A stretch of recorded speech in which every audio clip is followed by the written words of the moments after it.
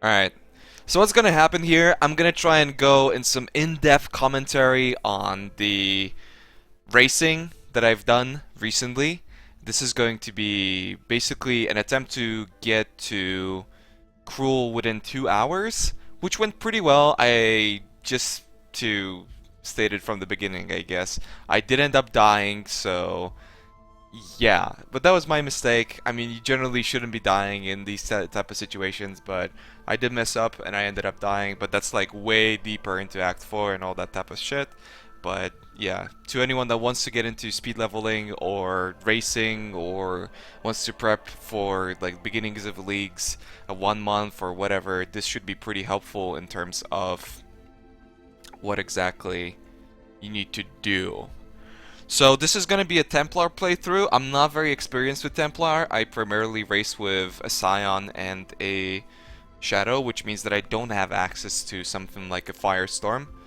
Um, and yeah, it still went pretty okay, so I thought it's worthwhile to upload it.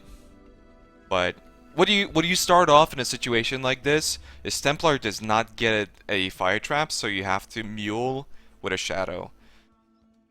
The way you mule with a Shadow is you basically gotta kill Hillock, you try and pick up everything off of the coast that you can find. If you see a chest, if it's not too far away, you can run towards it so you can get some blue items or white items or whatever, and you can vendor that for wisdom scraps. You can see I don't go for that box. You can vendor that for wisdom scraps, and that way you're able to buy more items, which I'm gonna explain in just a little bit. And yeah, you just kill Hillock and pick up all this stuff. But the items that you generally want to look for at the vendors is +1, +1 to fire gems wand or scepter. You want to be obviously buying fire trap and freeze pulse, and then you want to check for movement speed boots, which greatly increases the speed at which you run. You can see I have some problems clicking, but yeah, I check all the wands, then I get the fire trap, which is primarily what we did to run this. I get the freeze pulse. I check for movement speed boots. Unlucky, we don't get any. I check for scepters. You want to use scepters over wands. That's why I go back and pick this one up, because a scepter is elemental damage, which also increases the burn of your fire trap or potential ignite if you end up critting or something like that. This will greatly increase your clear speed because we primarily go off of the dots. So that's like very, very important. And yeah, you just put in your stash and you go into your main.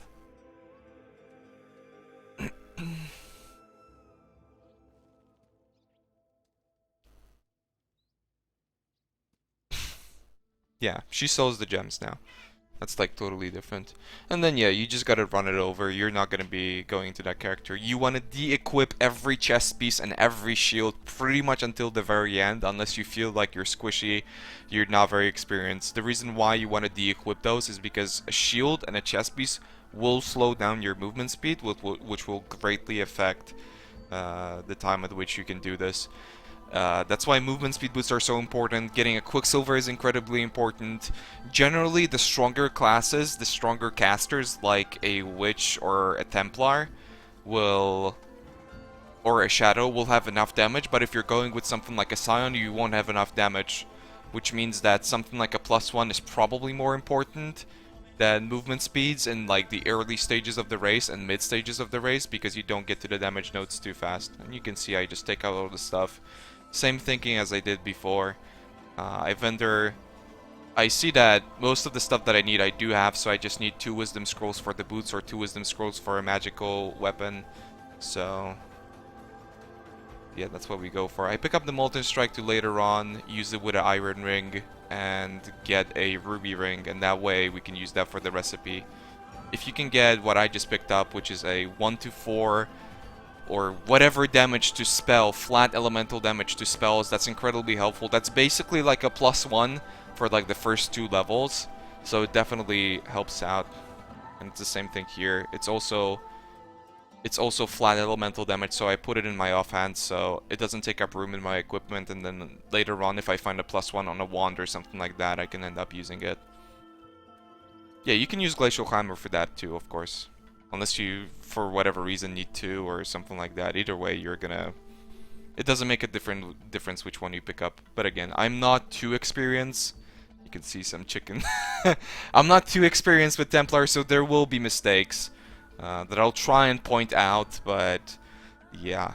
This was pretty much my first Templar run in like a year and a half or something, so yeah. A lot of things have changed with this, but generally the rules stay the same, and yeah, I'll try to explain that. So, you can see I pick up the waypoint and I'll run to Hellrake. You gotta pick up the waypoint because that prevents you from running the coast later on, because you will be logging out unless you have a TP. But even if you have a TP, you don't want to be using that. You want to be logging out after Hellrake, after you pick up all the items. Same rules as before apply, just so you have more wisdom scrolls, more transmute shards, and more shots at potentially getting some really helpful items there, or you know, buying stuff from the vendor. So yeah, just make sure you pick up the waypoint. And there's also no rule for this. Some people like to go Mud Flats first, some people like to go Hellrake first. It really doesn't matter for me, so I just do Hellrake first. And yeah, I like to avoid loading screens, so you can see I focus on the blue items and I pick up everything for the transmute shards and for the wisdom fragments. Pick up the Quicksilver. I think I make a mistake here and don't equip it. Try and vendor most of the stuff again. You can see that from before we also... I checked the vendors again like I did before, but you can see that I also vendored 3 small flasks, which gave me a medium flask, and we get movement speed boots. So this is incredibly helpful. I'll pretty much use this throughout the entire race. And yeah, I know I do equip the Quicksilver. But yeah, you can see that I took out the flasks from before and I didn't equip them. I just kept them in my equipment. That's why Muling is, again, very strong, because you can vendor 3 of those and get a medium flask, which will help you a lot. If you've got a medium flask and appropriate items in Brutus, you can pretty much face tank him. And yeah, I think that's about it. And here it's just mud flats. The layouts on mud flats are pretty easy. If you're racing a little bit, you should be able to tell where to go. I generally like to follow the river until the river like splits up, and that indicates which direction the glyphs should be. Because if the river goes down, then the glyph will most likely be down, and it's either going to be like a 1, 2, 3 layout, or you hit the middle one, in which case you're pretty much fucked. But at that point you also know that it's always going to be to the right side.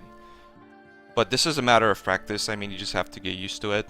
And now, okay, I'll explain basically the most important thing when it comes to racing and speed leveling and all that type of shit, because you can see that at this point, and even earlier on, like, I didn't kill anything on the coast. I avoided mobs in the Hellrake zone, and yeah, that's like the most important thing in racing, is not over leveling and not staying in town for long periods of time. You want to try and avoid that as much as possible. That's where people really fall off and really slow down, and they get confused as to why, you know, other people are running faster than them.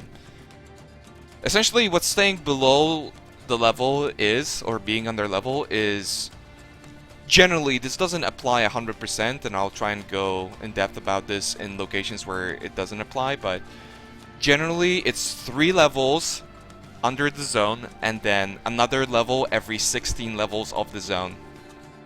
So if you're in a level 6 zone, you want to be level 3 to get a like 92 or 100% efficient EXP. Even if you get 92, it's a much higher level zone, so the mobs grant more EXP, so it balances out. And if you're in the level 16 zone, it can be 4 levels over, and this increases. This isn't like a flat number. This increases. So if you're just let's say, because I said 16 levels, if it's like 8 levels, then it actually gets closer, and the EXP penalty, if you're under that, will be much higher. I go to town for whatever reason here. Oh, I think I forgot my flame totem. Yeah, I forgot my flame totem. So you should be you should be picking up the flame totem earlier, but it doesn't really matter because it still gains the levels and all that type of stuff. Let's see some tips. A tip with a Quicksilver, you can enter Coast, Waypoint, use Quicksilver when you enter Mudflats, use Quicksilver too. Incredibly well, use Quicksilver. Yeah. Going to town is not optimal, but I mean you have to do it to pick up the Flame Totem. And you can see that another thing that I'm trying to do generally is basically put the dot on the ground and then run. You also want to be counting your Quicksilver charges. I know this sounds kind of crazy for a beginner racer or when you're just starting to level, but you want to be counting how many mobs you're killing and how many mobs you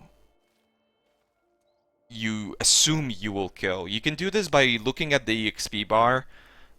If you're just starting off, you can just look at your EXP bar, and that way it's going to give you information as to how this will work in the future.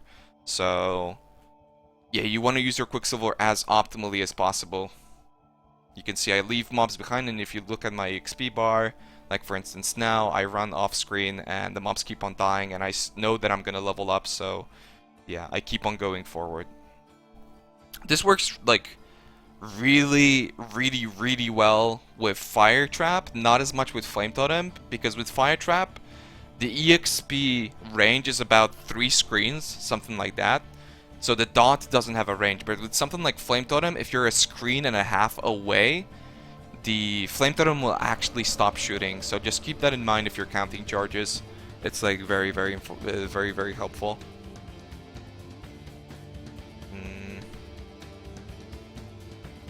Yeah, oh yeah, and something that Gucci pointed out. The Flame Totem is actually a quest reward on Templar, but like I said, I don't race Templar, so I didn't know that, so I just bought it for 1 Wisdom Scroll.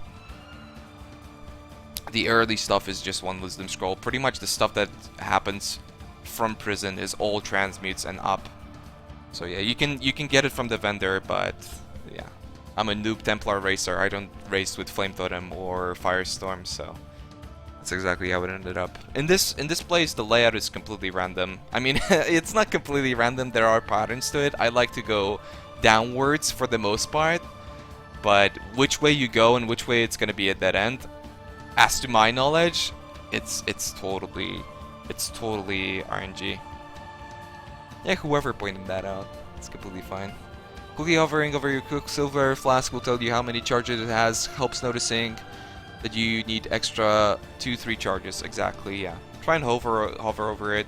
Later on, it's just gonna be there. Like when you're gonna be racing, this is just gonna come from experience, and it's just gonna be there. You won't have to worry about that type of stuff. But yeah, the stay under the levels rule, like I explained before, does have exceptions. Also, as I've explained before, and one of these is boss kills primarily. Well, it is primarily boss kills. So, for instance, if you're racing Shadow at level 8, you're able to equip a chest piece with armor evasion, and those are also items that you should be primarily focusing on because they give you the most bang for your buck, so to say. So you can equip a chest piece, and that really helps with face tanking Brutus, and obviously when you're face tanking stuff, not only do you gain the survivability, but you also gain clear speed because you don't have to worry about that type of stuff. So an exception is some people like to get level 8. A Witch can't equip a chest piece at level 8. I think a Templar can equip a chest piece at level 8 if you get dexterity items. And Shadow needs a strength item to equip it. But generally people don't do it. I do it here out of habit. And yeah, that's why you'll see me running past 3 mobs, for instance, but fire trapping 5 mobs or leaving a flame totem behind or something like that.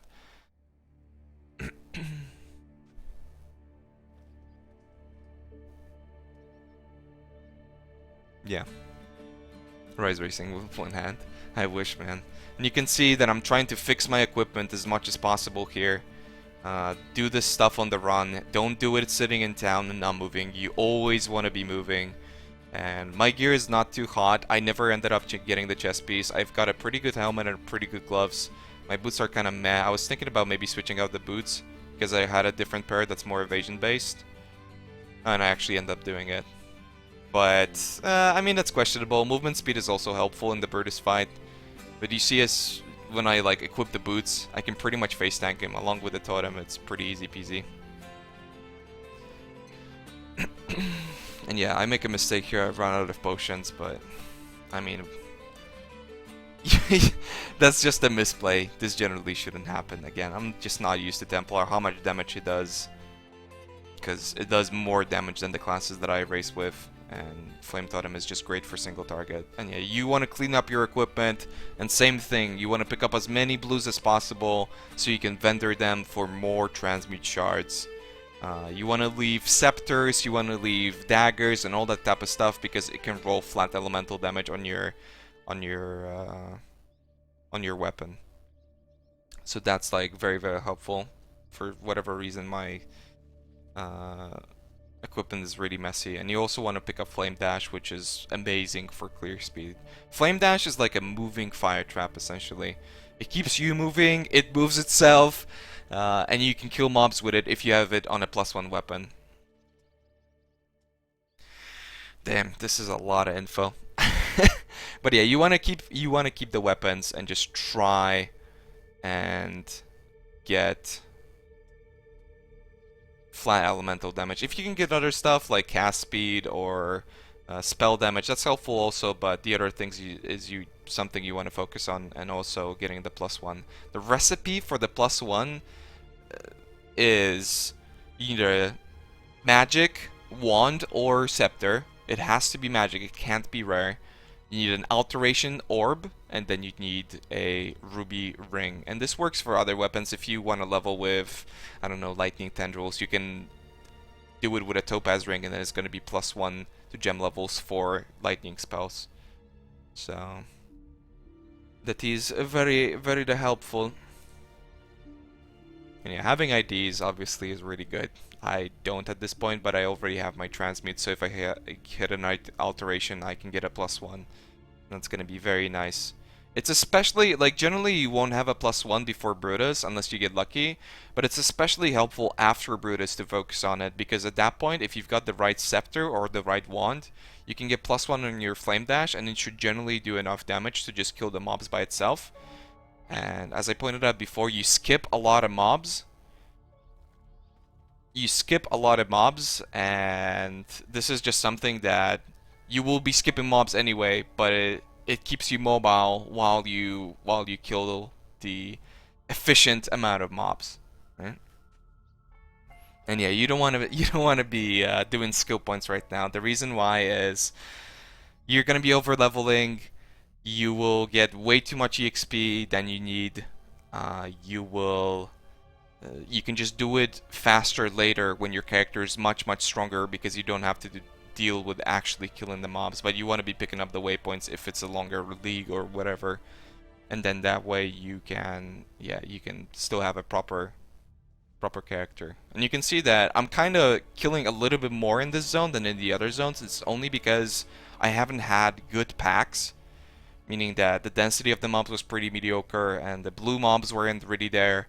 And I'm just trying as hard as possible to get level 10 so I can equip my Flame Dash. It's very, very important, especially if you don't have double Quicksilvers, if you didn't get lucky. It's just so much mobility. It's super helpful.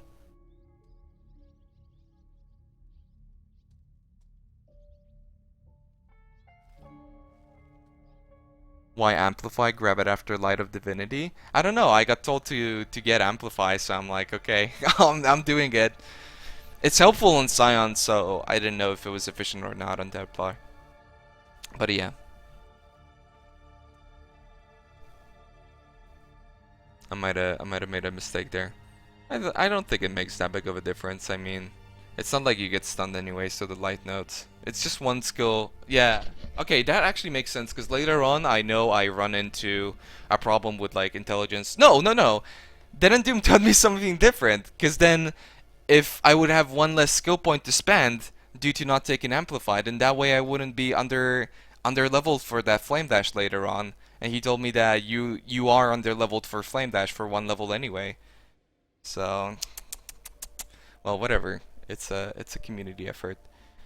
And yeah, I'm still trying to get level 10. You want to be level 11 for Mervo, like 11 and 10% or something like that, because at that point, and you can see that Flame Dash would really help here with mobility because these mobs stop me in my tracks, and I'm just trying as hard as possible to get the Flame Dash going at this point. But you want to be level 10, level 11 and about 10% for Mervo because that's the point where your gems level up. It is being over leveled by 1 level, but having that +1 for Mervo is just so helpful. You deal so much more damage, and in the end it ends up being better.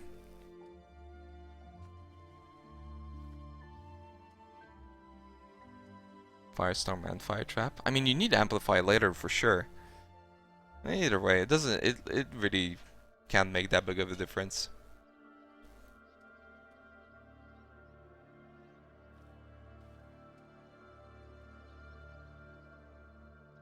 And yeah, the layouts for these are generally Wrath kind of runs by itself.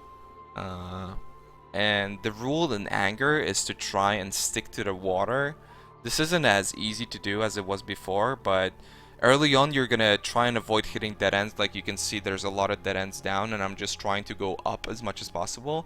Basically, once you hit the water, it's really simple to determine where you're supposed to go. I kind of make a mistake, I go down, you should be going up. Again, try and stick to the water, and you can already see that the sparkly stuff is there for the Mervo kill. It's pretty nice. Oh, and also, well, I can talk about that once I mess it up. And you can see I'm trying so hard to get this level 11 and 10%, and I just never hit it. So that's incredibly brutal. But yeah. Yeah. If you pick up the life nodes, apparently, then you can get Elementalist before Mervo, which is incredibly helpful. So going for Amplify, what I did was a mistake. Yeah, in retrospect. So it's better to get the life nodes and get Elementalist. Increases your damage, increases your survivability. You can probably face tank Mervo at that point. You don't have to be messing around as much as possible. But yeah, you just want to keep her dotted, want to keep up your flame totem, and you're totally fine. Also, if you're level 11, you're able to equip Sapphire Ring, so if you're a little bit newer and you're afraid of not being able to dodge everything, because it does do a lot of damage, like you can see that I have an Instant Flask here, but if you don't have the Instant Flask, you might just wreck yourself, and she's just gonna outright kill you with a set of spears. So, yeah. With level 11, again, you can equip some rings, and that's gonna be helpful too. I don't even think that I have coral rings.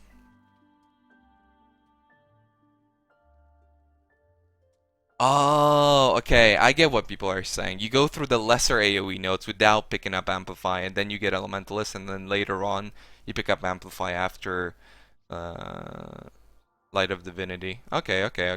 I get it. So you don't go through the life nodes. Huh. Interesting.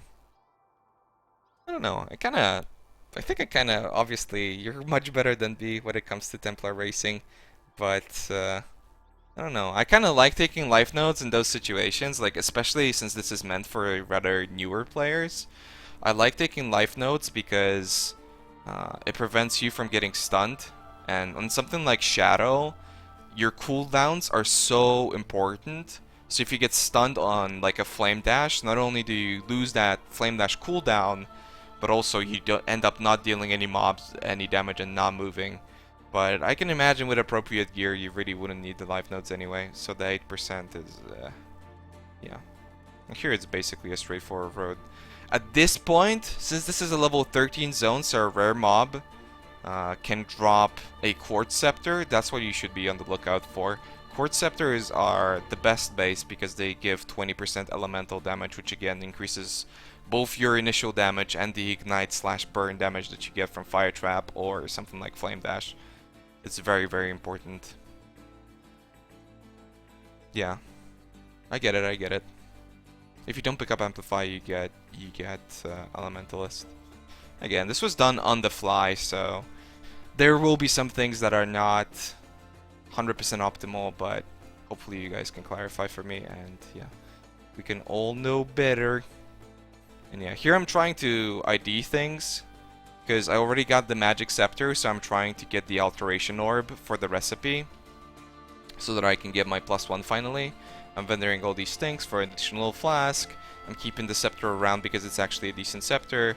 And I don't have wisdom scrolls for a iron ring, neither did I find one. And I have a ruby ring. I don't know why I didn't get the +1. Or do I already have it? Yeah, I don't know. I think I didn't notice that I have a ruby ring, so I didn't actually get the +1. But at this point, I should have gotten the +1. And yeah, with the new flame dash, this stuff will happen. You have to be like very much on the edge to do this. You can see a quartz drop, and I definitely pick it up. Yeah, I didn't notice that I had the ruby ring. That's okay. Well, it's not okay. You should be focused on stuff like this, but gearing, for me especially, that's like the hardest part for me. Just gearing is... yeah, just doing everything on the fly, staying focused, and... yeah. And in riverways, you just stick to the road. You want to be picking up the waypoint. The rule for which way to go, I guess, generally, is... no, I kind of like this VOD. Mistakes are good, I think. It's easier to explain a lot of things, and racing is always different, and like speed leveling is always different. So having mistakes and different types of situations, we can talk about different types of experiences, so it's very good. But like the rule for this is, if you're under-leveled, you want to be going to the left. If you're over-leveled, so if you're by under-leveled, I mean if you're level 11, you want to be going to the left. If you're level 12 or 13, you want to be going to the right. You generally won't be level 11. Most likely you're going to be level 12 because Southern Forest is so good, but yeah, just keep that in mind. Some people like to do it like just until the Riverways waypoint. Some people like to run to the forest. I ran to the forest, and you can see that I noticed that I've got the +1, so that's what I get. You have to de-equip all your gems, so just keep that in mind. Otherwise you will vendor your gems, I'm pretty sure. And you're not going to be getting those back. I'm looking for my flame dash just so I can put it in the +1. Also, I'm level 12 and you can see that I don't have Firestorm. That's like really bad. It's just because I didn't know that you can get it from the vendor. Because for instance, with other classes you use Flame Surge, so I'm just used to the fact that you can't get it from the vendor and you need a transmute to buy it, and I was just fishing for a transmute.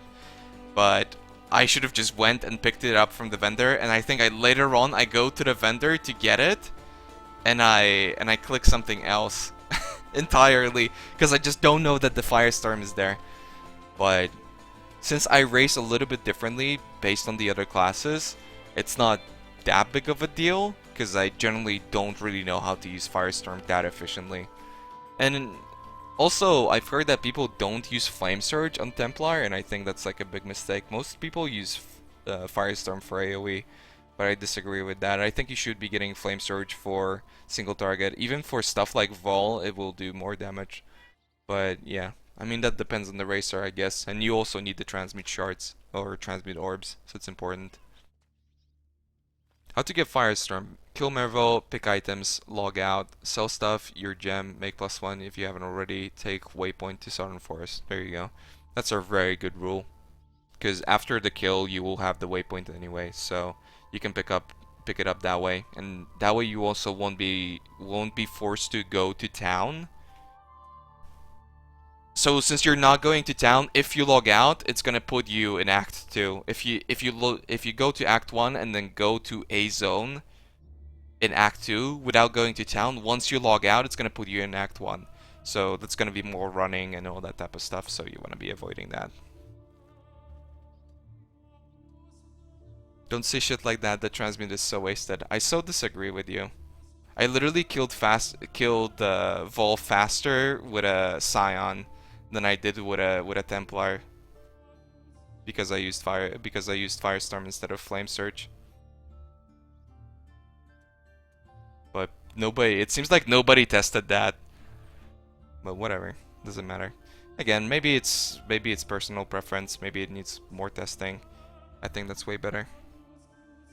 Besides, other mobs don't have that big of a hitbox. Like Vol has a pretty big hitbox, so it's good for Firestorm, but other mobs don't. So you always end up losing single target.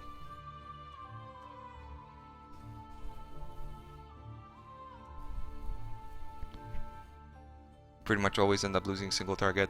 But yeah, Chamber of Sins is pretty simple. You just get the waypoint and you move to the left and up. Sometimes you're gonna hit like a small dead end, but it's not a big deal.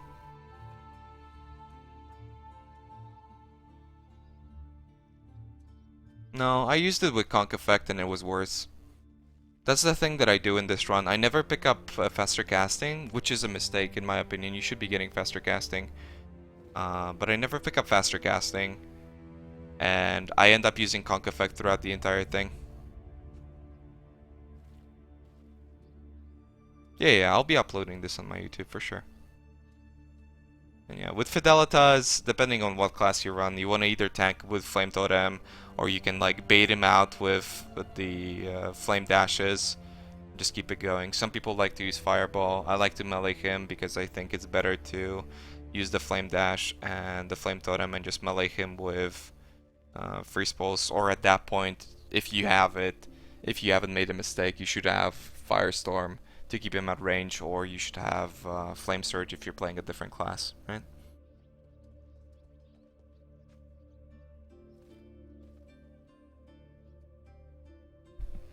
Let me get a kitty cat. So you can see, I'm trying to stay on top of my vendors. I really struggle with that type of stuff.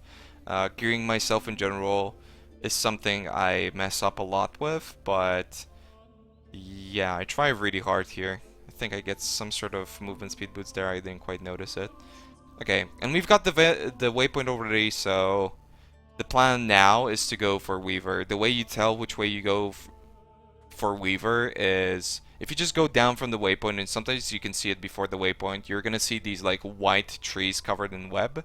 That way you know that way is Weaver. And also if you follow the road further down, there's a crack in the road, and that's also how you tell it. Like it's a separate path for Elira, and you're gonna need that for later progression. And Weaver is also pretty straightforward. Nowadays, Weaver is like, I would say 90% to the left and up. If you get a different layout, it's not, don't worry about it, not that big of a deal. You might get a corrupted zone that might really mess you up. But generally, for right now, it's just to the left and up. And you can see that it also applies to this run.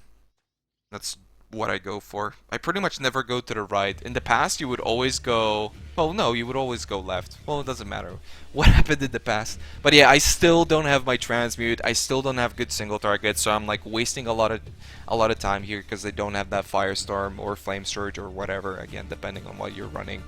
But generally, for these bosses, it should be more.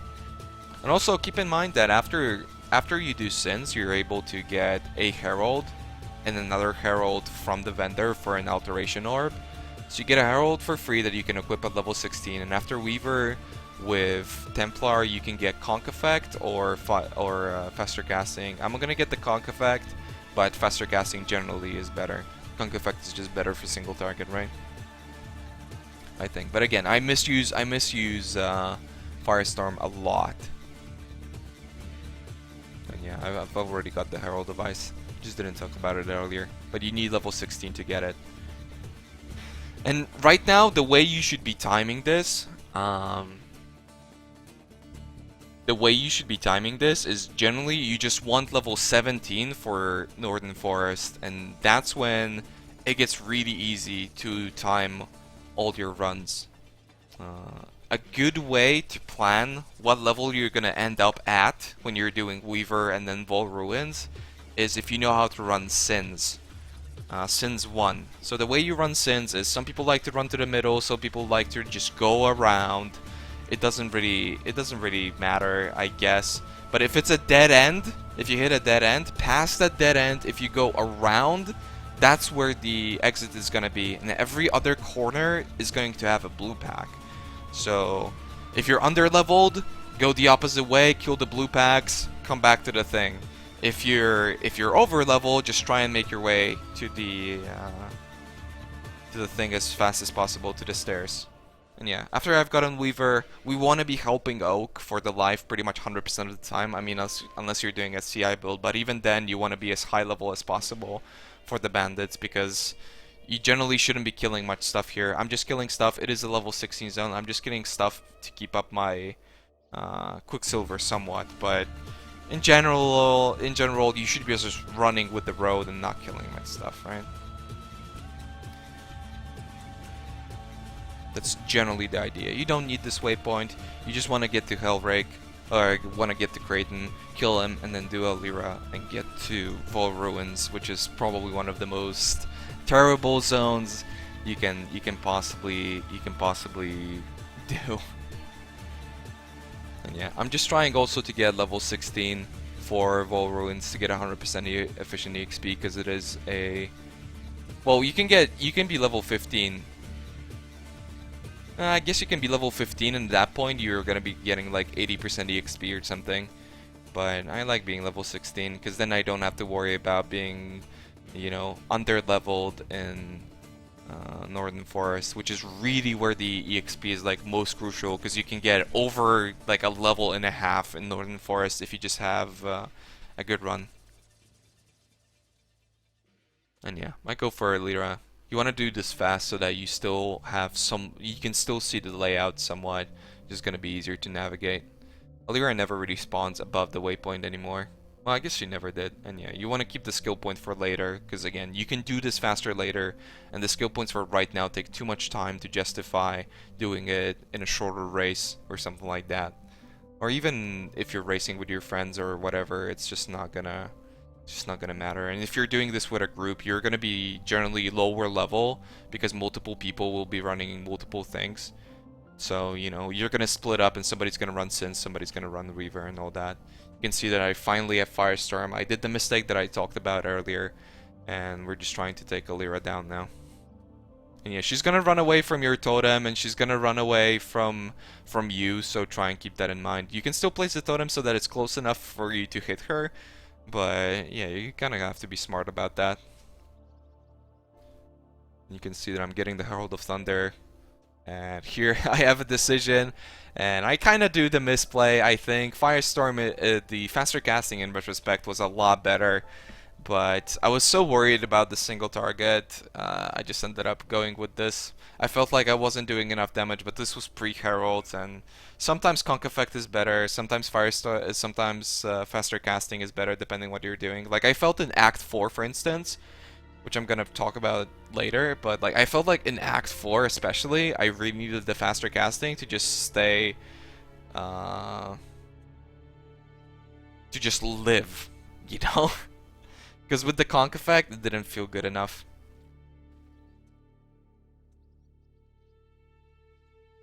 Just didn't feel good enough. And yeah, the entrance to Oak is always at the bottom level, so if you're going up, just go to the opposite side. You want to be helping Oak right now. This is the reason why we did the other bandits earlier, so you don't have to run this twice.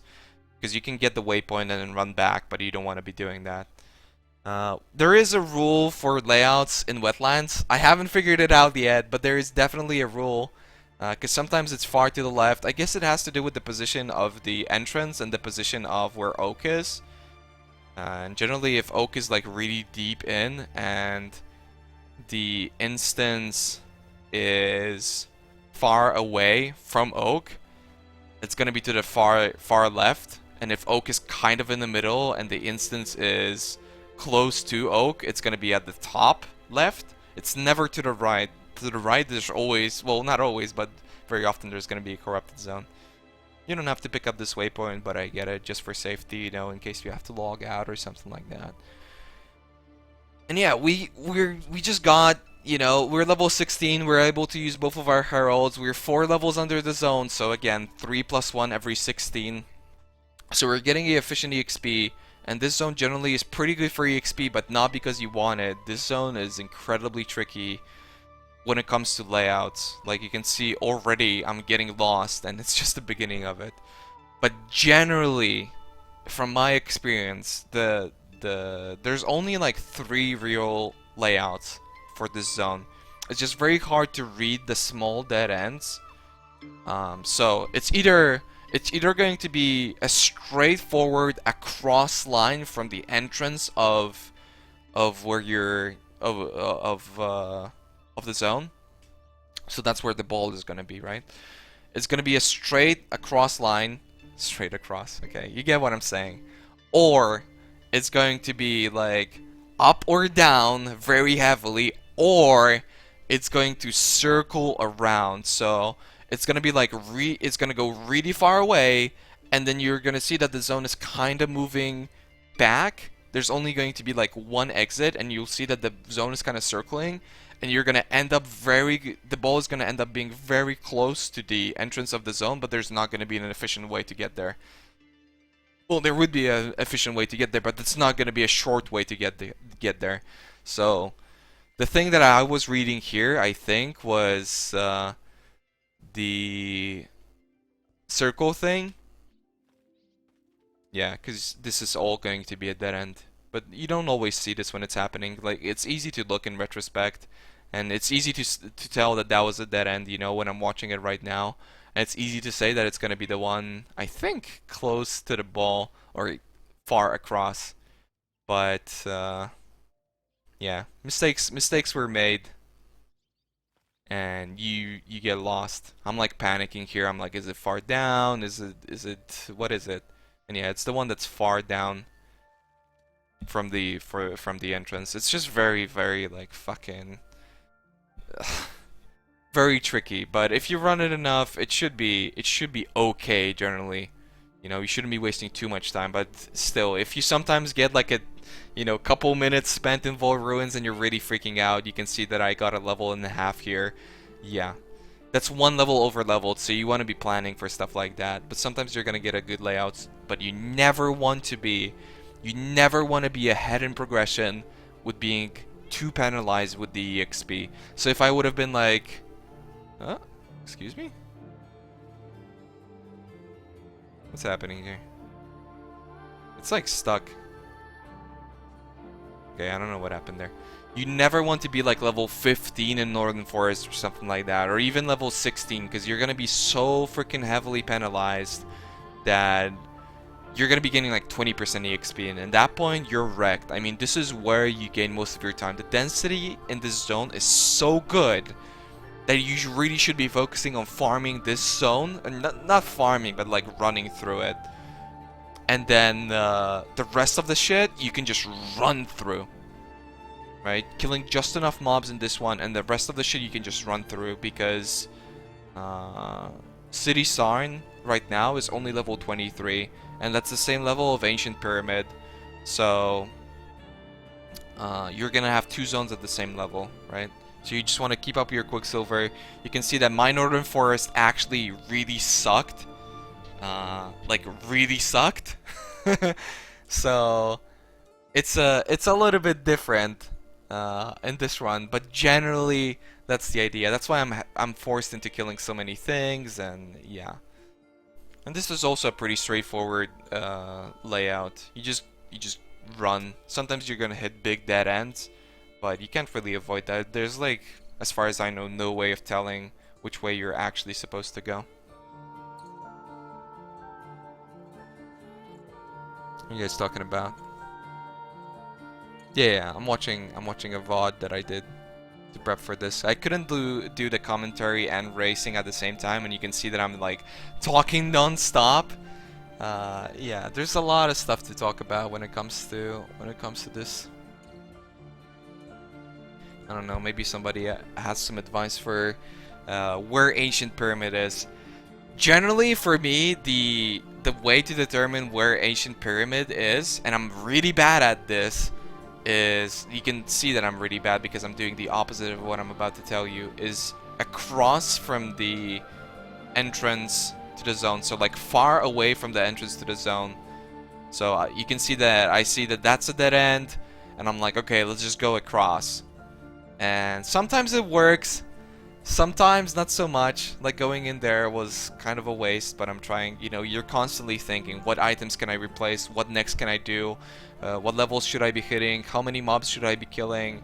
And I think in this case I can see the thing. Yeah, in this case it was across from the entrance to the zone, but it's tricky. It's really tricky. Yeah, it's problematic for me. And in here, the easy way to do is the Gucci Senpai route, and this is 90% true. you should be going across again from the entrance to the pyramid. So if you're looking for the next level of the pyramid, you should be going across from the thing. Sometimes it's not going to be there. I don't think it's here in this run. Yeah, this is... Oh, no, okay. Yeah, it is across.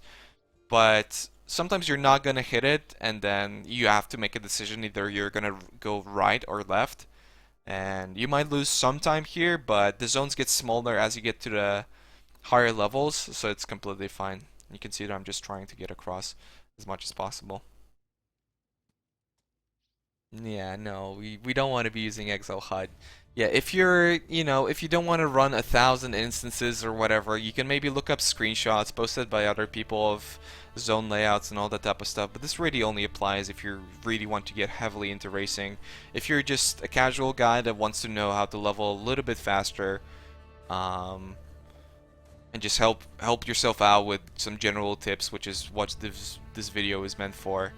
You really won't worry that much about really tricky layouts, right? Because it just takes too much effort to save not enough time, and you want to be thinking about other things. You want to be checking your equipment here. You can see that I have no rings, which is a mistake. At least getting corals is good. At least, I have 2 red gems, so maybe I should have gotten some iron rings. Probably something dropped in the past. Yeah, and you want to have clear equipment so that you can pick as many items up from Vol as possible. Generally, what I don't do enough is picking up blue items after Act 1. Like, I don't pick up almost any blue items, and most of the time I'm just running around with my equipment empty, while I could be picking up rustic sashes, rings, boots, small items that give you a lot of benefit. When it comes to the Vol fight, you basically it's totally RNG. You consider it lucky if he's attacking your totem. You're considering it lucky if he's smashing. Basically, if he's not summoning ads, which makes him go underground, you're happy. Because if he goes underground, you can't attack him. If he's doing anything else, sure, it is kind of dangerous, but you can inflict damage to him, which is greatly going to speed up your run. But there's no rule to this. He just randomizes it, and you gotta go with it.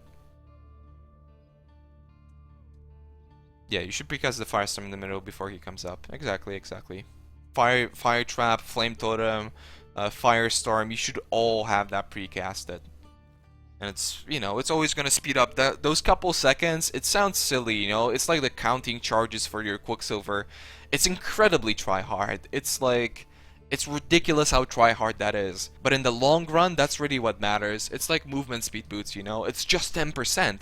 But in the long run, it's such a big deal when it takes you, 6 hours to, I don't know, get to Merciless, let's say.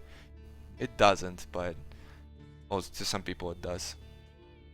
Spirit Walkers are good because it's a lot of XP. You can see that I'm level 20, so I am kind of over leveled, but we have to help out Clarissa here, so we just go with it.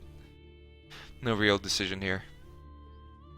I don't know. Maybe somebody has some questions for right now, because there's really not a lot of action. Act 3 is generally my worst act. I definitely run Act 4. I think the order at which I run my acts the best is Act 1. No, I probably run Act 2 the best, then Act 1, then Act 4, and then Act 3. I am quite the noob in Act 3, so some advice from the chat would be helpful. I mean, I'm not a noob. The general ideas are pretty simple. It's just that, I don't know, I always seem to lose a lot of time in this zone. And yeah, you can see that this is on Tempest, so you also have to keep that in mind. Like, if it's a race, you don't play with any additional league mods, so that makes it significantly easier. There's no sketchy stuff, and you can see that sometimes I get frozen or something like that, so you definitely lose a couple minutes if you just do this on hardcore, which is generally what the race mods are. The 1 month obviously will have its own mods, but I actually think Tempest is the beginning of it. But yeah. And I get another Quicksilver. You want to be transmuting your Quicksilvers always. The early Quicksilver, I guess I should have talked about this early on. There was so much to talk about. The early Quicksilver can get very useful stuff. Like, for instance, it can get up to 30 elemental resistance. So that's really helpful for something like Marivel and all the type of stuff. You can see that I just now transmuted my Quicksilver. You don't always have the transmute to do it. You should be focusing on other things, but if you have transmutes to do it, yeah, get it. Like some people have to, they never find a amulet, for instance, so you have to use a transmute. So you can get a Jade so you can keep leveling your Fire Trap. Some classes have to buy the Flame Surge. Some classes in the past had to buy Flame Dash also.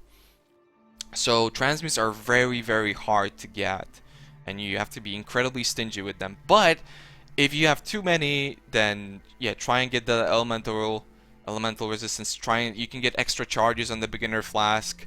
I think past level 7 or 8 you can get of adrenaline, which is additional movement speed up to 30%. Again, it's a really big deal. You can see that with the Tempest. I'm frozen over and over, and I'm sadly forced into logging out because yeah, there was like no way to survive that. And something that I want to point out is, if it wasn't for the fact that I am able to log out because of the game rules and because of the way the game is balanced, I would have never put myself in that type of situation, and the game would be played entirely differently. So the things that I'm talking about and this speed leveling is only done based off of the fact that you are able to log out. Otherwise, you would be playing this very, very much more defensively. But since this is the stage of the game and this is the way GGG decided to balance out the game, you know, we take full advantage of that, and we based our clear speed and our decisions off of the fact that we can exit the game at any point, right? Which doesn't save your character very often, but yeah, if you get incredibly unlucky, this and that, then it's just gonna happen. How viable is the strategy in the hell that will be the 1 month? Are you gonna rip all the time? No, no, no. You're not gonna rip. If you play it right, you're not gonna rip. Just play a little bit smarter than I do and try and focus on your items. I think I'm still not using rings, and yeah. I mean, if you're in a party, this is going to be 10 times easier. Solo play is much, much, much harder. So you can do a much better time. You can play this a lot safer. You can get items from your friends. You can get currency from your friends to buy things. Your friends can do the progression for you while you sit in town and gear yourself up, so that later on when they have to gear themselves up from the vendors or whatever, you can run the stuff, and you're all saving time that way, because generally you will always be over leveled anyway, no matter how hard you try. I mean, you can try very hard, but there's no foreseeing how many blue mobs or how many mobs in general there's gonna be in your next zone. So it's like impossible to do that. Oh yeah, and something that I didn't talk about, generally for solo, like anywhere between a 40 and a 45-minute vol is considered pretty freaking decent, right? And the same goes for Mervel. If it's like anywhere between 20, well, 20 is kind of impossible. No, you can do it, but yeah. If you hit all the right layouts and if your density is decent, you can do 20. But like anywhere between 20 and 25, for instance, if you're running Scion, it's most likely going to be like 25. It's a pretty good time, so that's why you want to be aiming for, and yeah. I mean, you're always under leveled, but you're never like extremely under leveled. You know what I'm saying? Again, you always want to be under leveled. That's how you get the most of your EXP. There's a huge difference in the amount of EXP that the mobs grant, and yeah, if you're, for instance, I think I'm 4 or 5 levels under right now, which I should be about 5 levels under to receive about like 88 or 92% in EXP off of these mobs. Yeah, it doesn't really make that big of a difference. If it's 88 or 92, then the +1 on the zone makes the difference because the mobs give more EXP, and if it's 100%, then I mean it's the same thing, right? So that's why I'm saying the general rule of 3 plus 1 every 16 levels is a big deal. Yeah, but in here you want to kind of gear yourself up because the discharges will destroy you. Like, they will destroy you if you don't have lightning grasp. I think I get really lucky in this run and I don't meet any, but there's gonna be a lot of them. They get charges. There's a discharger. They get charges if somebody around them dies, akin, so the guys that look similar to them, if they die, they get charges and then they discharge. If a full-on discharger hits you, I mean, you're wrecked. Like, you're totally wrecked. So try and gear yourself for lightning. Try and get as much resistance as possible, obviously, but you just don't always get these items granted to you like I did in my, like in the case of this run. I just don't have a lot of items, and I don't, again, I don't run Act 3 that well. But another thing that's good to, the same way you base Northern Forest, you base your levels off of Northern Forest, another good zone to do that is Warehouse. So you can see I'm in Warehouse Sewers right now, and I am 4 levels under, which is efficient. And then the next zone is level 27, so I'm going to be kind of 1 under. But generally, in that zone, even if you get like 92% or whatever, the density is so incredibly high that you can get like 2 levels and then run Solaris and run Battlefronts and get to docks. You can do that really efficiently. It's the same thing as I explained in Northern Forest, where you can just get so many levels and it's so easy to read the layout that it's completely efficient to over level in that zone just so you can run past the next ones and just do it better. And yeah, the Warehouse District exit is kind of a tricky thing, but it's gonna be easy for you to read. But yeah, for this zone, again, this is a very important zone. In Northern Forest, it's really easy to just run straight forward. You know, it's just, you just run straight and you get to the waypoint. So that's really simple. You just stick to the river or whatever. You're always going to find it. In this, it's a little bit different. And you'll see that I try and go around. So generally, you want to be going up. And sometimes you're going to have to go through these in-house places or whatever. You're gonna have to go through these warehouses, and that comes from experience. Where exactly you have to go, if it's on the road or if it's in the warehouses, that just comes from experience. But I try and pull as many mobs as possible. You can see that I go to the side, even though I should be going up again. I go to the side to just pick up that little bit of extra EXP. Oh no, warehouse is 26. Okay, so I am 4 levels under, so I am 100% efficient. And yeah, I just want to get as much EXP here, hit some blue packs, you know, maybe hit the unique pack of mobs that's in here. That is kind of sketchy, but if you've got the appropriate gear, you should be doing completely fine. By appropriate gear, I mean gear that's gonna kill them before they kill you. Right? So that's generally the rule. Kill them before they kill you. And yeah, I go a little bit around and just try and get a lot of EXP here so that I can primarily run through Battlefronts and I can run through Solaris, you know, killing a little bit, dodging a little bit less or a little bit more mobs that I typically would kill if it were to be a different zone. And even in this warehouse, I really didn't have a good zone, and I got like a level and 30% or something. So, well, no, like a full level, and that was a really bad warehouse. Both my Northern Forest and my warehouse were really bad. So yeah,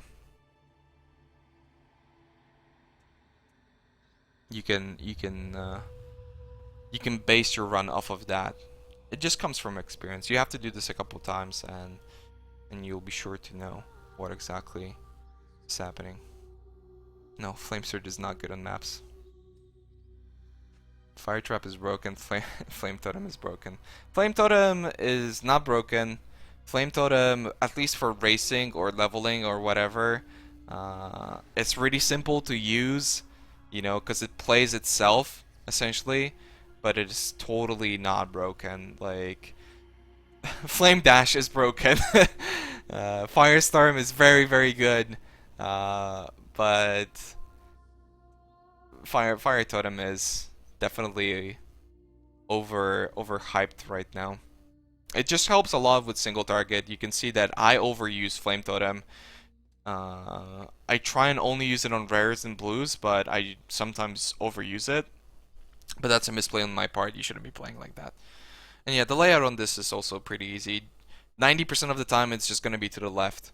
But you can also, if you enter Marketplace, you can also see, and you want to get the waypoint for the bus for later, just so you keep that in mind. I don't pick up the bus here, but I run past them. I just don't pick them up because again, we're speed leveling, right? We just want to get to Cruel as fast as possible. So, you know, we do a couple things to display efficiency, so not efficient things, but I try and explain that why we did that, just so I can show it, so that you guys have the experience. And yeah, and here I think, oh yeah, I was explaining the layout thing. So in Marketplace, when you enter the zone, it's really easy to tell if you're supposed to go right or left, because generally to the left there's going to be a big river.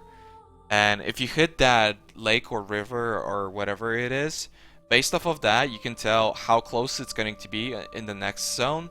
So if it's going to be really close to the exit, when you exit away from the statues, right, the exit after the statues, if it's going to be really close, then it's to the right. But that's like a big exception. Generally, it's to the left. And yeah, it's just a straight line. There's never a dent in it, so to say.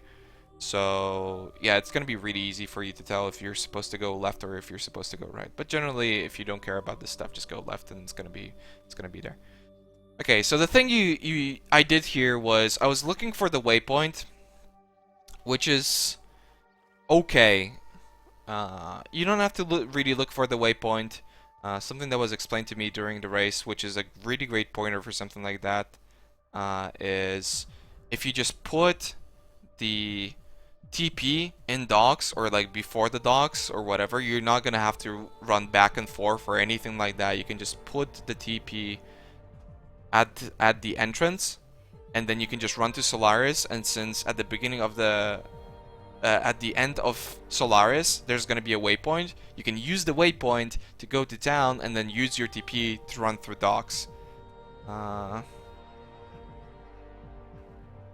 Yeah, so that was kind of a mistake.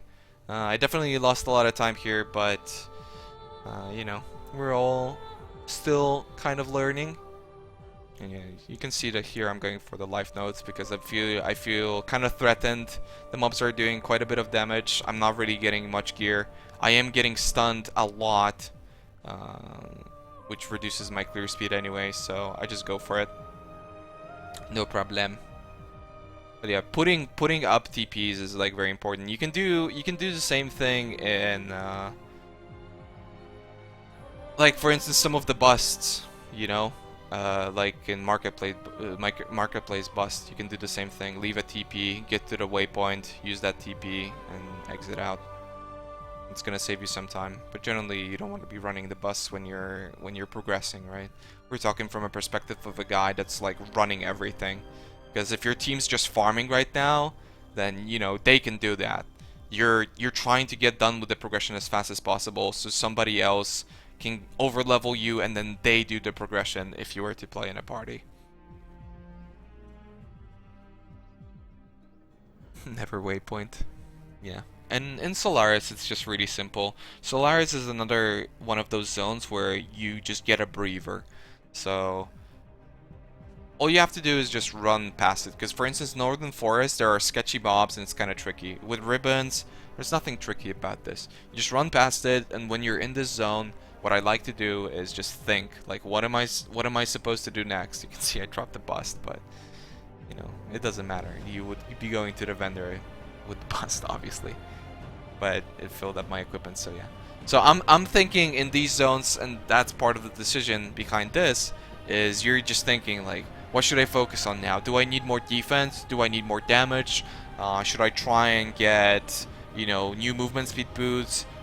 Should I be using alterations to roll my Quicksilvers? Should I try and pick up some weapons so that I can use my currency to get some flat elemental damage on them? Do I have Cord Scepters? You know, try and balance out your equipment like I've explained before. Try and keep it clean at all times so you never run into a situation where your equipment's blocking you out. So you can see I take the waypoint, I go to town, and then I vendor some stuff. I don't quite know why I'm vendoring. I don't have that much. Oh yeah, I'm looking into getting another flask because I made a mistake and dropped my mana flask. I was trying to replace my flasks and I ended up dropping one, and I didn't notice that I replaced it with a mana flask. And you go to the waypoint, you go to the TP, and that way you can be back in docks and it's okay. You don't have to worry about anything. What's up about Flame Dash? Well, with Flame Dash, you move and you do a lot of damage, and yeah, it also casts really fast. So, yeah, that's pretty much it. It does everything you want it to do. It's kind of like Cyclone without the reduced movement speed. Except it does more AoE damage also. Yeah, it's kind of like a Cyclone. The only downside is the cooldown, but generally, if you're speed leveling, you can see that I'm 25 in a 29 zone. I was 5 levels under, and I was still getting like 96% EXP or something. So you want to be you want to be 5 levels under for Docs, even though, you know, it's not level 32, so the 16 plus 1 doesn't take effect here. But once you're close, so it's like a level 30 zone, 29, 28, it's still going to be efficient, right? If it's not 16, but something like 10 or 12, it's still going to be alright. And yeah, docks are also pretty simple.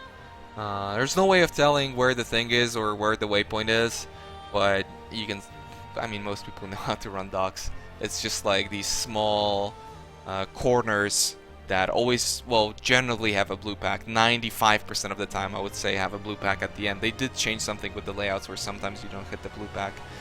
But you don't really need the waypoint. You don't really care about any of this stuff. If you're running and you've got a party, you might want to give them a TP in here at the beginning of the zone so that you can still run it to be faster. But you might want to give them a TP so that they can enter the zone and farm it, because generally this is one of the best zones to farm before... Well, it is the best zone to farm basically before Dried Lake in Act 4. So yeah, I just picked up the thing, and then I could see that in the layout there was another corner right next to the item, so I just went there to kill the blue pack. You'll learn this. It's pretty simple. Can you make the chicken rain? Yes, the chicken is raining. I don't have acne on my face. What is this? And yeah.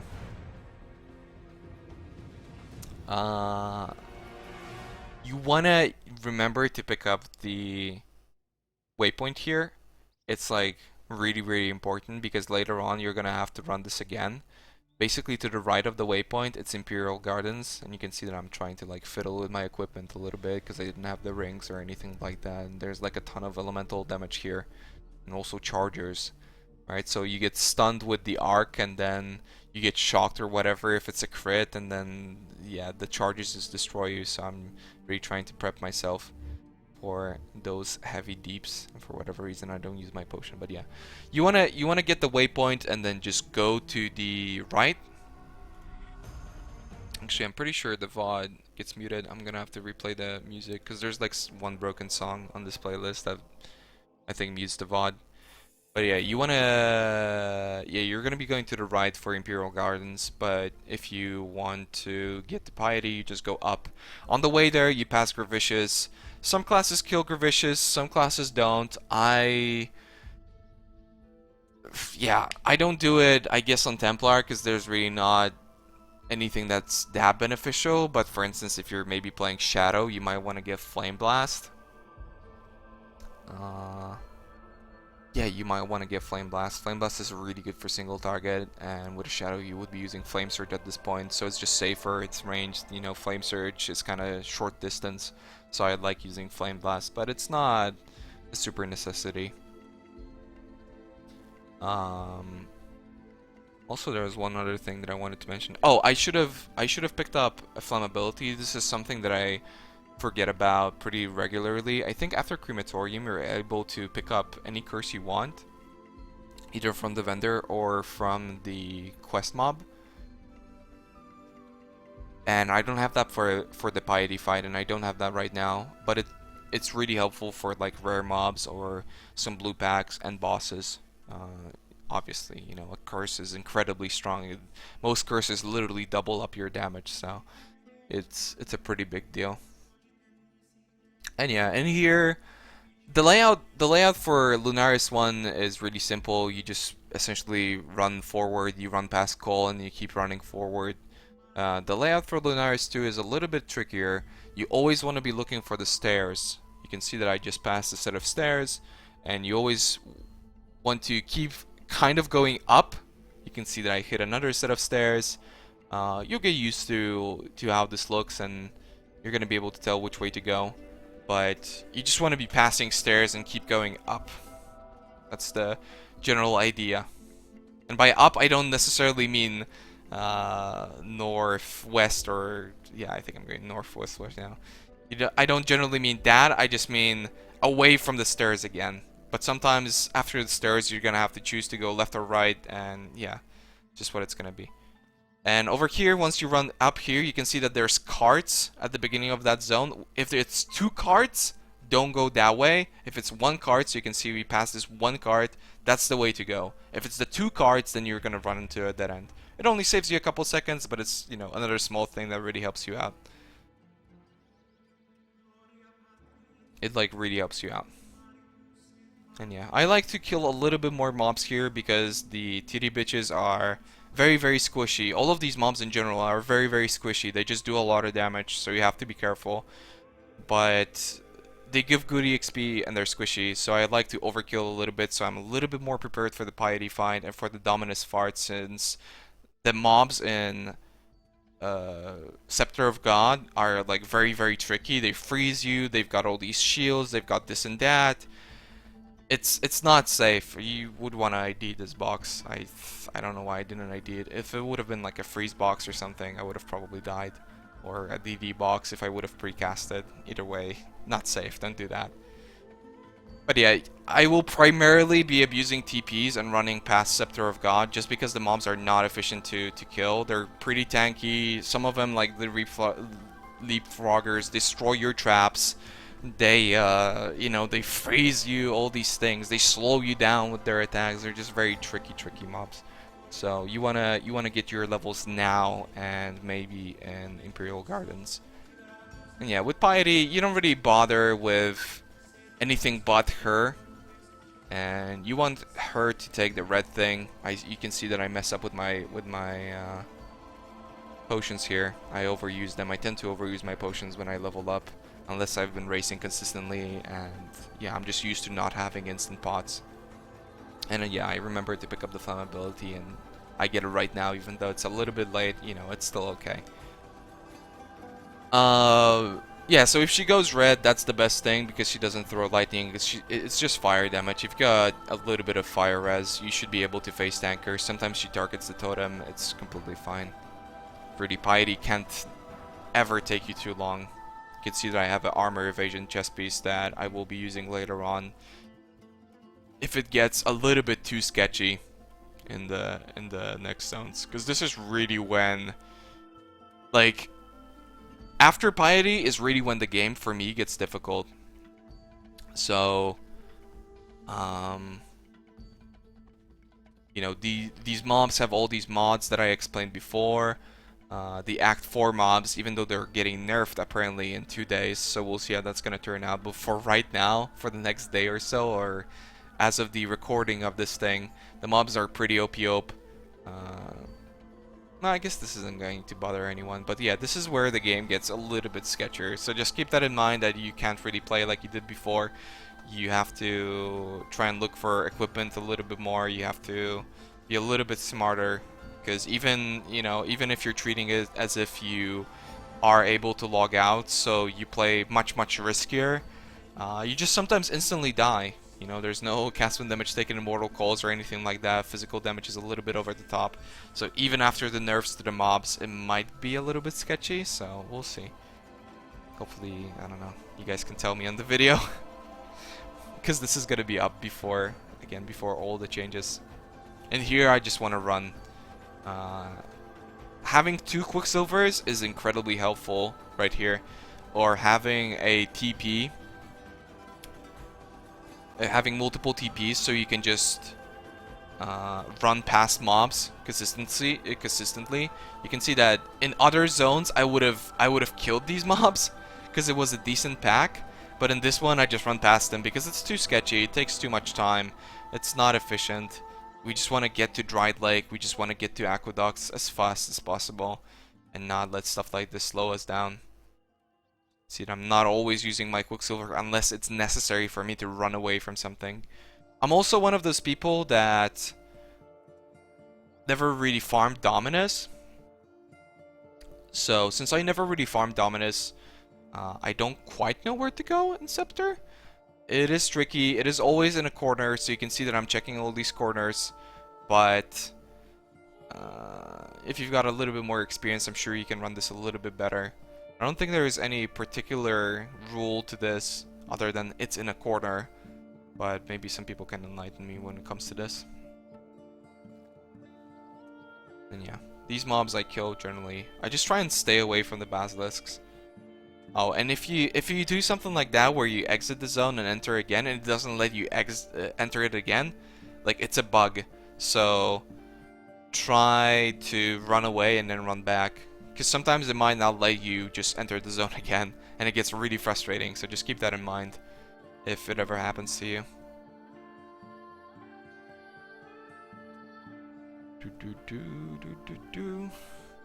Yeah.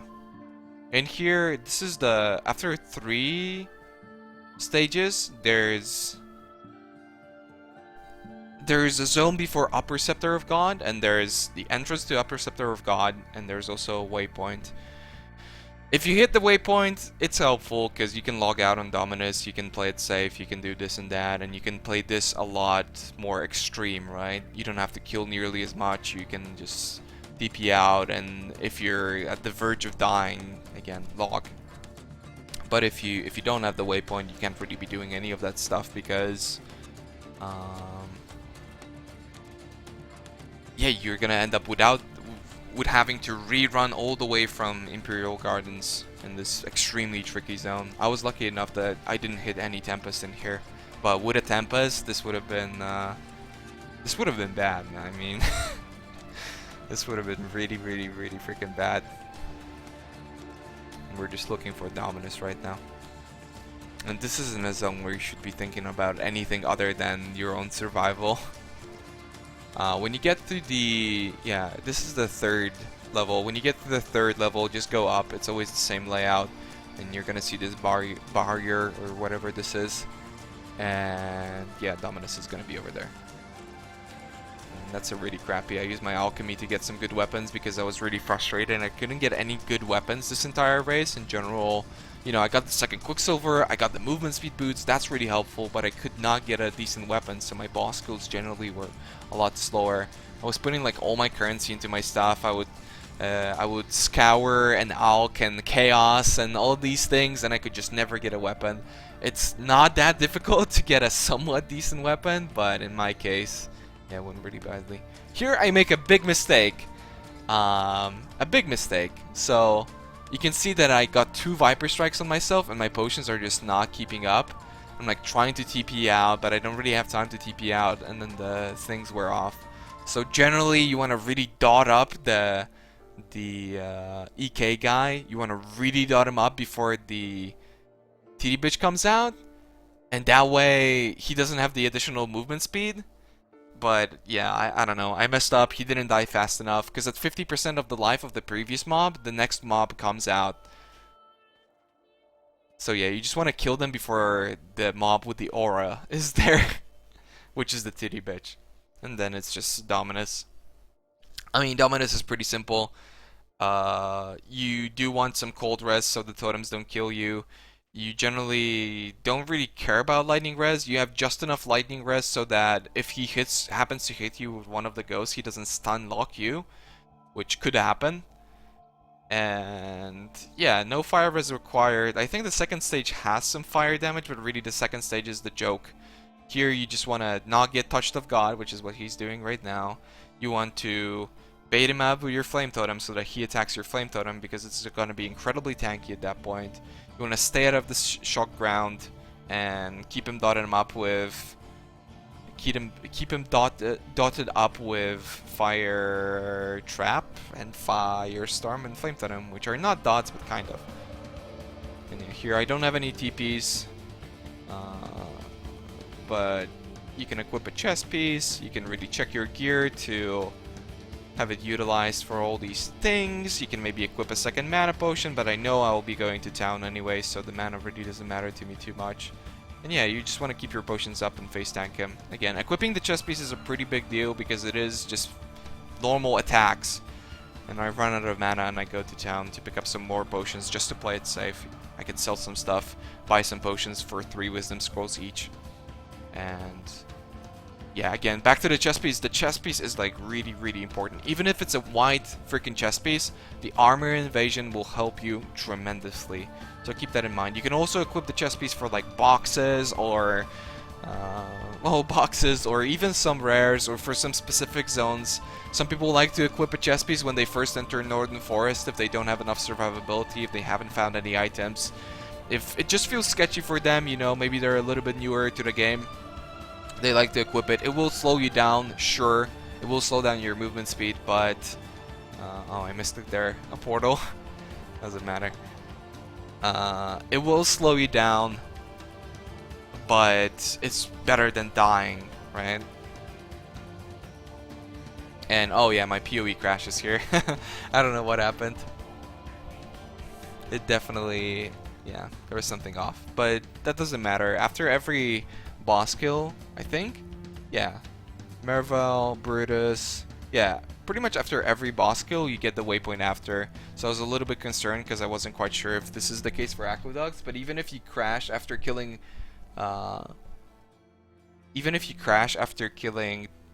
Dominus, and you don't even talk to Lady Diala or whatever, you will still have the waypoint, so you shouldn't be concerned. Because that was like a big problem in the past where people would crash, and yeah.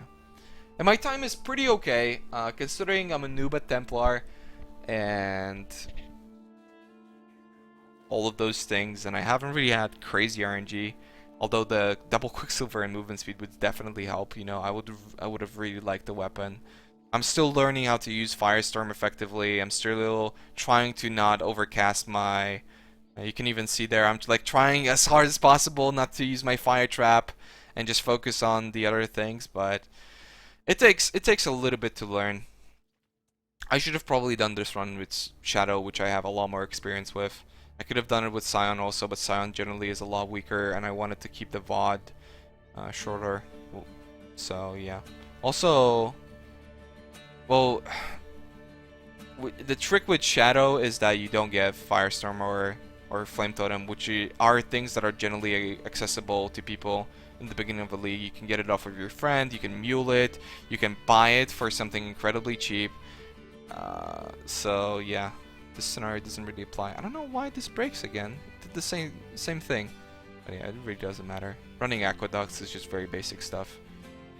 Everyone pretty much knows how to run Aqueducts. If you don't know how to run Aqueducts, there's gonna be these splits, so you can see that you're always going up.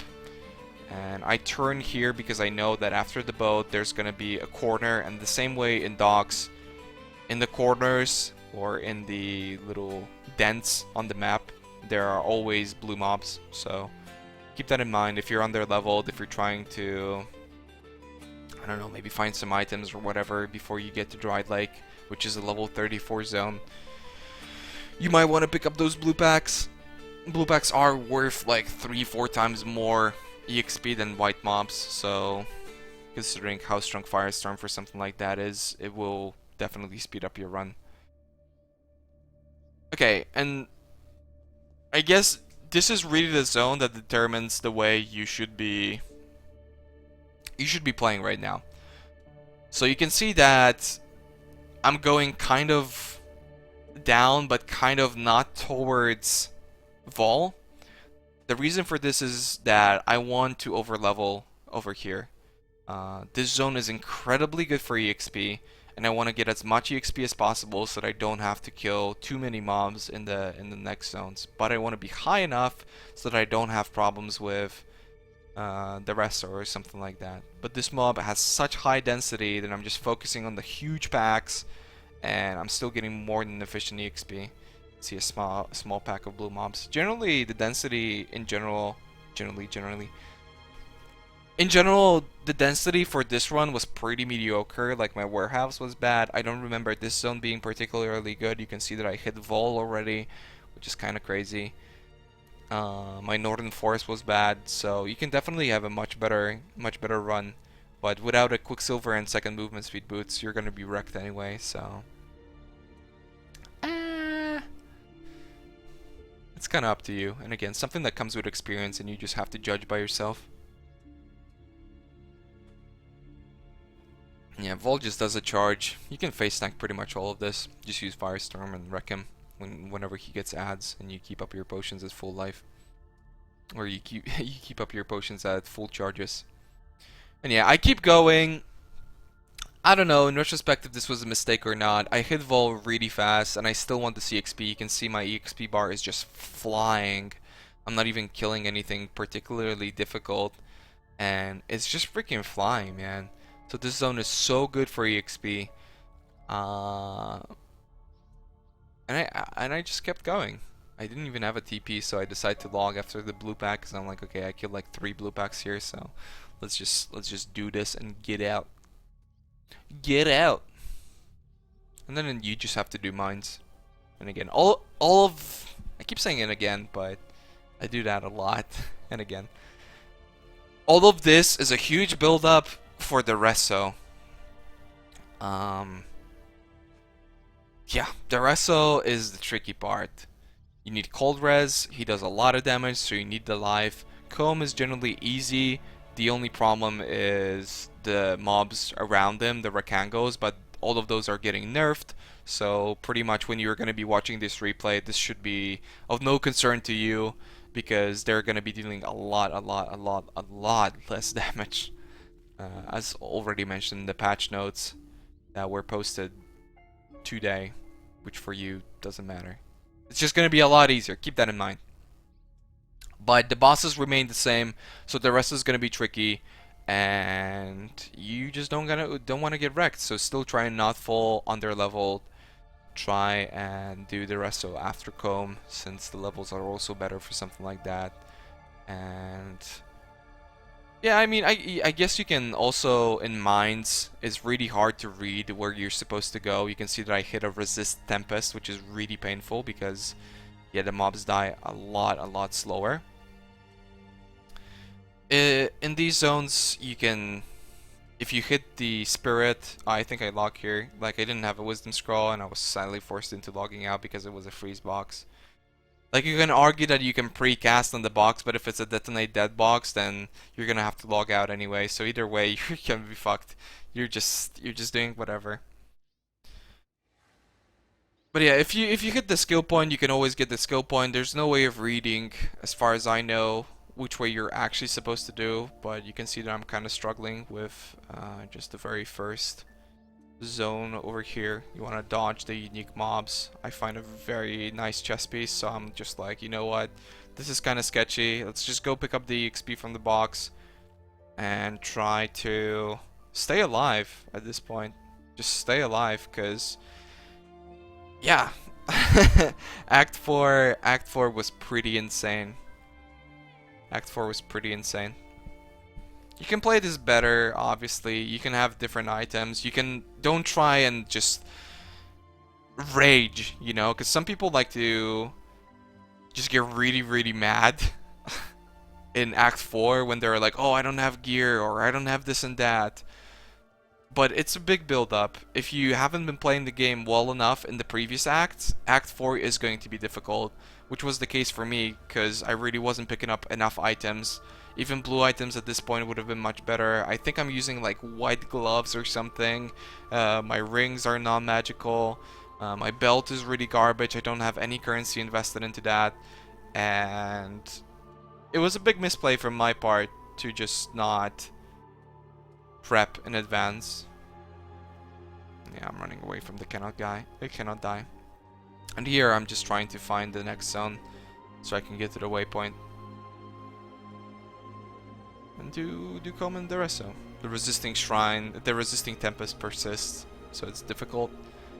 I don't know, maybe now people have a little bit more questions than before.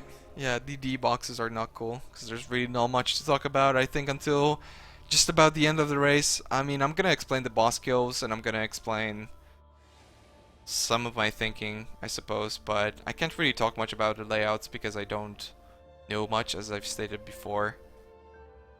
And yeah, that's about it. What level is he now? I'm trying to stay efficient, so what I explained before, I would probably be like level 31 or 32 at this point. I think 31 is what I'm in here, but you could run this zone considering it's a 35. If you have good gear and you can just do enough damage, you can run this at 3 plus 1 every 16 levels, so it's a over 32, so it would be 5 levels under. So if it's a 35, we could run this at level 30, but I'm killing a little bit more than I would like just because I just don't have proper weapons, and even though I've invested so much currency into it, I just could not get it at all. Are you going no sleep for a beginner of the 1 month? Yeah, I'm gonna be playing like 20 hours a day. I don't think I will do more than 20 hours a day. Yeah, this is around 2 hours long. I don't think I will be playing more than 20 hours a day because, yeah, I'm just too lazy to do that type of stuff nowadays. But I'll be playing a lot, so if you want like more information, or if you know, just want to see how people do this live, then yeah, be sure to check out the stream, I guess. Full sellout hashtag.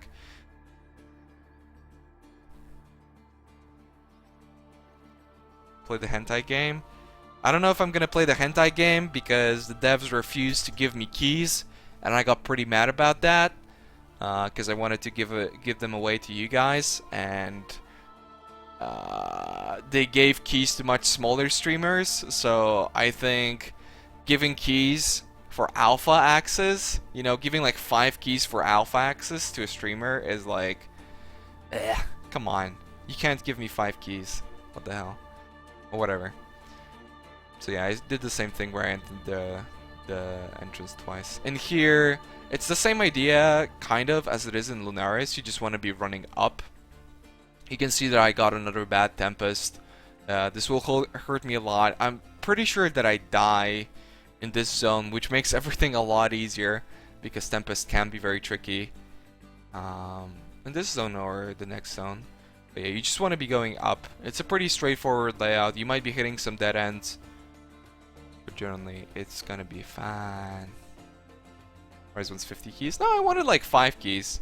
And yeah, you want to open the box. I see that it's a rare box and it's got magic mobs in it. So I was extremely happy about this because a box with 3 magic packs in it will be incredibly sketchy. You see that I'm dropping pretty low there. It's gonna be incredibly sketchy, but it's so much freaking EXP. These mobs give so much EXP. 3 magic packs is like half a level or something. And even though it was on the edge and it wasn't really too action packed, it definitely still helped me out because my dried leg was so bad.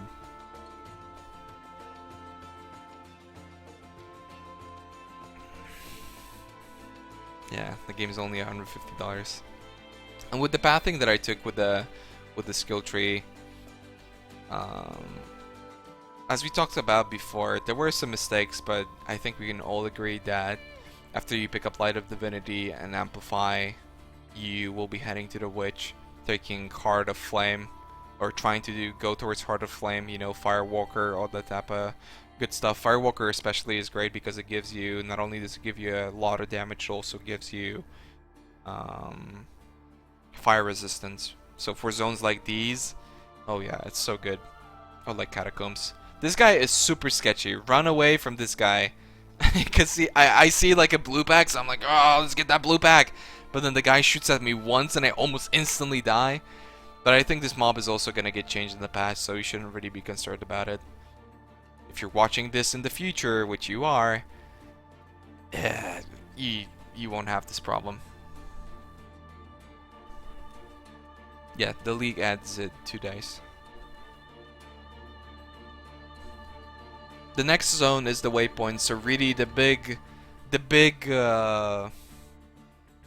plan here is to just get to the waypoint. Actually, I don't know if I didn't already get the waypoint. No, I think the waypoint is on a 38 zone. But yeah, just get to the waypoint, run past all of these Rakangos. Because at this point they were very sketchy. And I could have logged off there. You can see a little bit of lag because I had a resurrection screen with still having life. But this slows you down a lot. But I just didn't want to log out because at this point I was pretty frustrated with my run. I tend to do this where I just get very tilted if I consistently get messed over with RNG, so I'm forced into rerunning this, which is also the reason why this VOD is going to be over 2 hours long. But this is, I mean, this was completely avoidable. I was just so mad that I couldn't get my weapons that I decided to go really hard and just risk that type of stuff, and I ended up dying. But don't do that and you'll be fine. You'll be totally fine. Am I in the future? You are in the future. For sure. You could have flame dashed. You could have done a lot of things in that situation. It was just a total misplay. I stayed around too long. I didn't flame dash. I wanted to kill the blue pack at all cost. The death really shouldn't bother you. You can see that I'm fine. It's just a total misplay. A total misplay.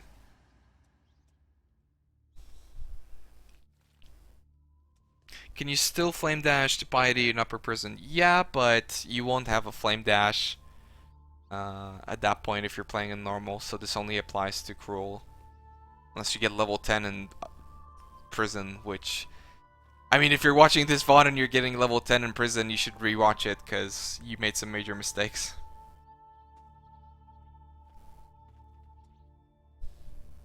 Some major mistakes. No. This was not on a race. Since the stream was lagging, I couldn't record this on a race. I had to do it on just a separate run. That's the reason why it was in Tempest, even though, you know, you don't do Tempest in races, but since this is for the 1 month, I'm trying to...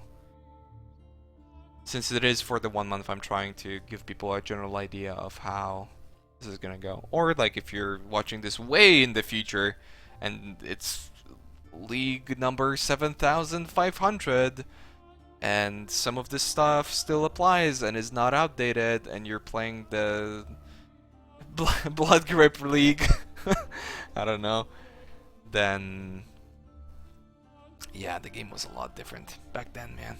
Don't worry about it. Don't come back to the past. The beauty of videos. Any advice for a new player? Just enjoy the game, man. Don't worry about your build too much. Enjoy the game. And yeah, I'm just trying to go up. I don't know if you can jump up with Flame Dash from all the way down there. Probably not. I don't think you can do it with anything, but it's impossible to tell if you're supposed to actually go here. It would be nice though if you could do that, but it would give a big benefit to the classes that are able to do that. Actually, I think all classes can do that, because in the past, bow characters couldn't travel distances with anything other than Lightning Warp, which most people would avoid getting anyway. But now you can do that with Blink Arrow.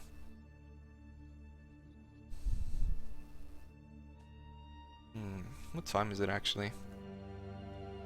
It's 7, so we still have a little bit more time. There's still... You know what? I could maybe possibly skip this part, because there's really not much happening and you guys aren't really asking too many, like, related questions. I can maybe skip to the bosses and then just talk about that, because I can't really talk about layouts in these zones. You just gotta get through this stuff. There's no trick to this. There's no smartness to this. Enjoy the environment. And yeah, try and get as many blue packs as possible. Before I rushed too fast and got under level, that's when I learned about the XP penalty of levels from map levels. Yeah, knowing that is crucial to any stage of the game when you're trying to level fast. Alright, let's do a little bit of a skipperino. Skipperino. I think I hit the boss here. And before everything breaks and doesn't load. Yeah, okay. So we finally hit home. This indicates that you actually found him, the couple totem things. And if you've never fought him, well, you probably fought him, but if you don't have a lot of experience, you don't quite know what he does. He does this, like, glacial cascade type of attack, which is very easy to dodge. It's very visible. He just raises his hammer and does that. When he's at 75%, he's gonna drop these adds. He also uses Leap Slam, which is also very visible, so simple to dodge. You just want to curse him, put down your totem, dot him up like we did on any of the other bosses. And yeah, stay out of the balls. The balls, when he's over 50%, the balls will start to spawn out of 2 of the lava falls, lava waterfalls. And you just want to stay out of that. There's a rotation to it that's counterclockwise, that's clockwise, so that should make it a lot easier. And also, when he's down to, I think, like 40%, he summons a set of SRS ads, and then when he's down to like 20%, he summons another set of SRS ads, which is basically there to not really deal damage to you, but mostly refill your potions. And yeah. When do you actually stop rushing through content and need to start farming some gear? You never stop rushing through the content. The only reason why you would ever stop rushing through the content if you're trying to level fast is if you're by yourself and you never had any time to gear yourself properly because there's nobody else to progress the zones for you. Or if you're just that unlucky and you don't have any gear and you need to just take a step back because you feel like you will die and you're playing on a hardcore league, right? So that's like the only example, but generally you shouldn't be forced into doing this if you're playing well. If you misplay, if you're incredibly unlucky, if you're by yourself, yeah, that's a little bit different. Rip Grip.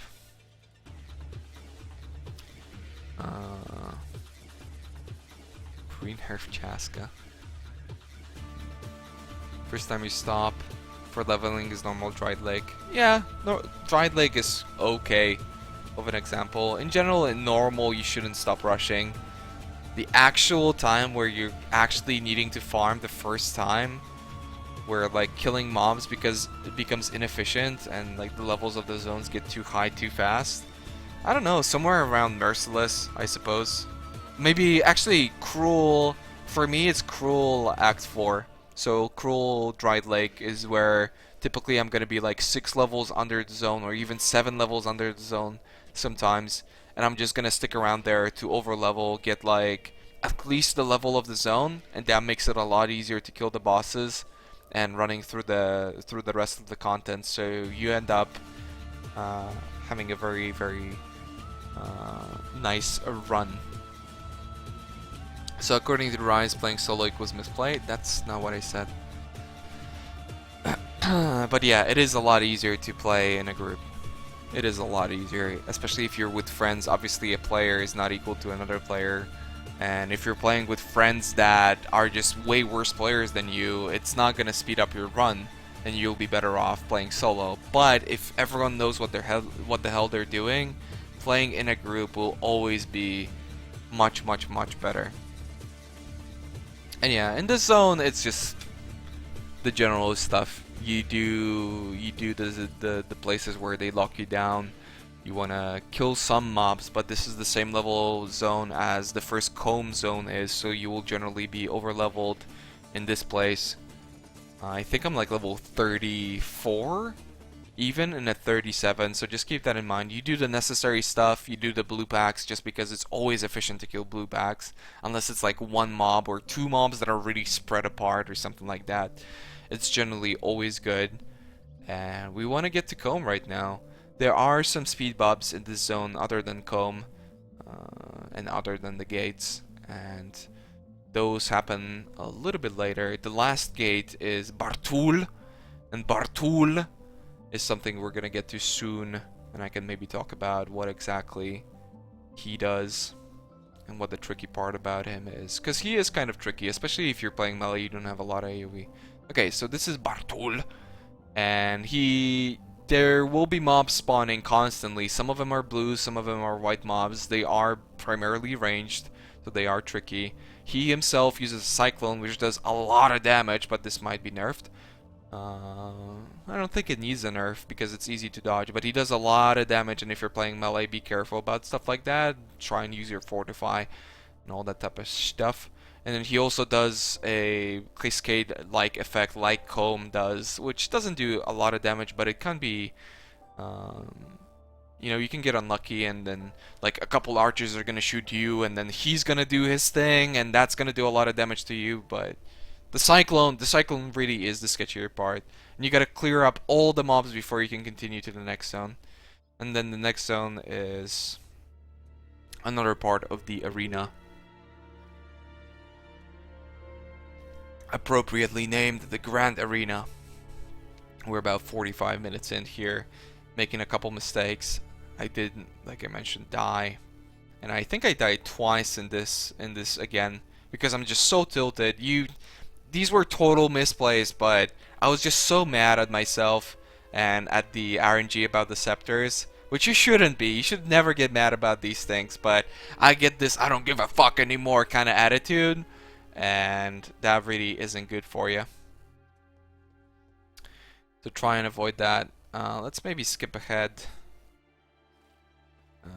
Okay, so there's this trio, which is one zone before the reso, and it's like 2 entrances past the entrance to the Grand Arena. So there's 3 guys there. Maybe let's rewind back a little bit so you get a good idea of this. There's 3 guys there. One of them is a Vol Grand Slam guy.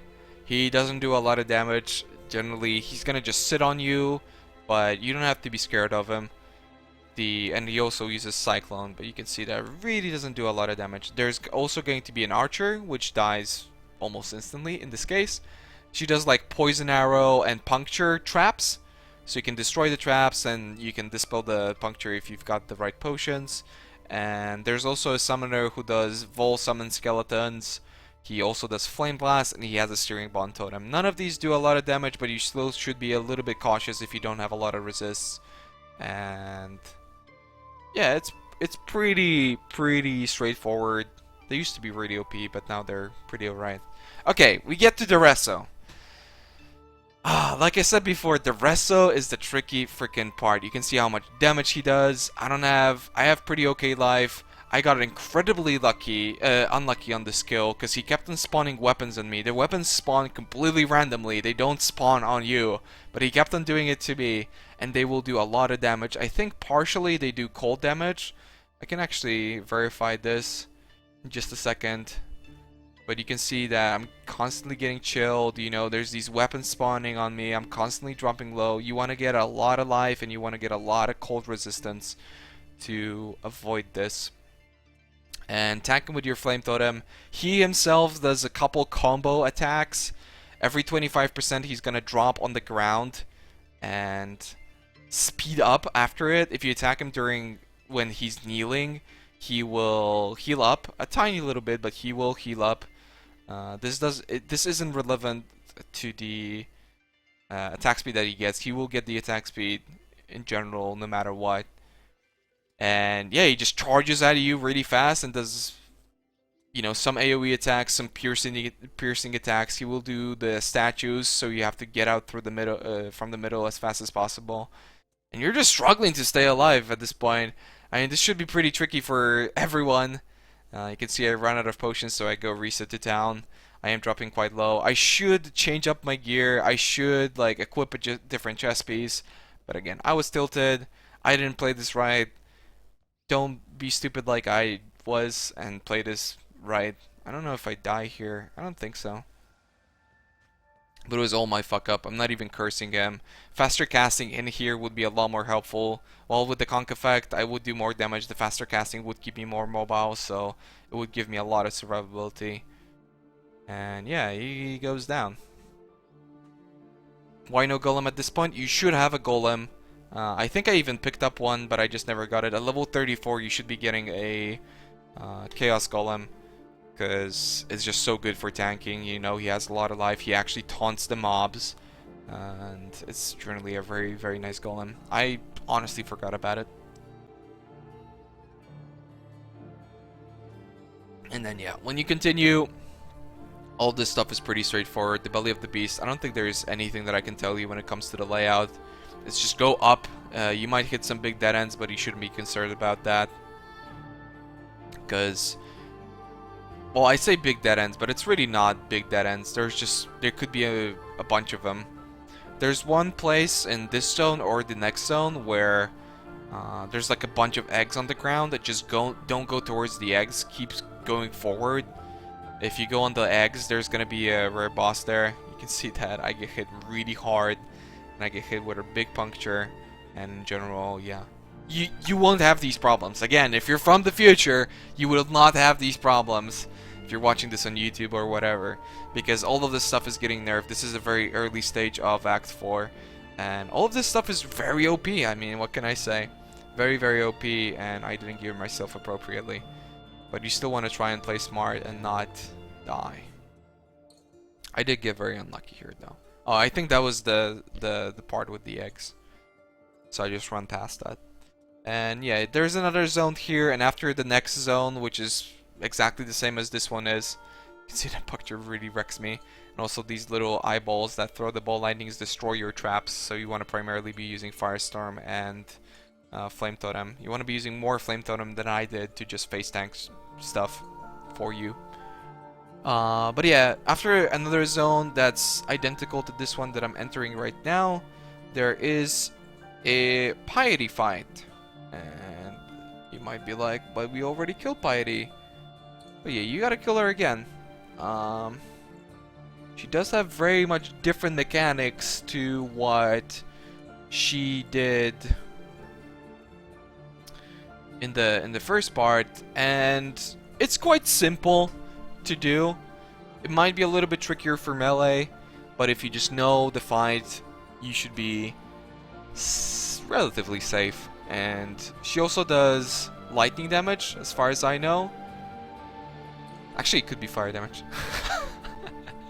Well, you need fire and lightning damage anyway for Malachi, so try and get fire and lightning damage. Maybe don't sacrifice life for it, since all of her attacks are dodgeable, but just keep that in mind. And I think I hit it here, yeah. So, okay, she just stands around in the middle. You can see these small ball-like things on the ground. They spawn the eyes that spawn the ads. So, that's basically free potions for you. And then she does a big charge up. She goes like, whoa! And then she does the laser thing. It goes counterclockwise. You can dodge it by flame surging through it. You can run around in circles.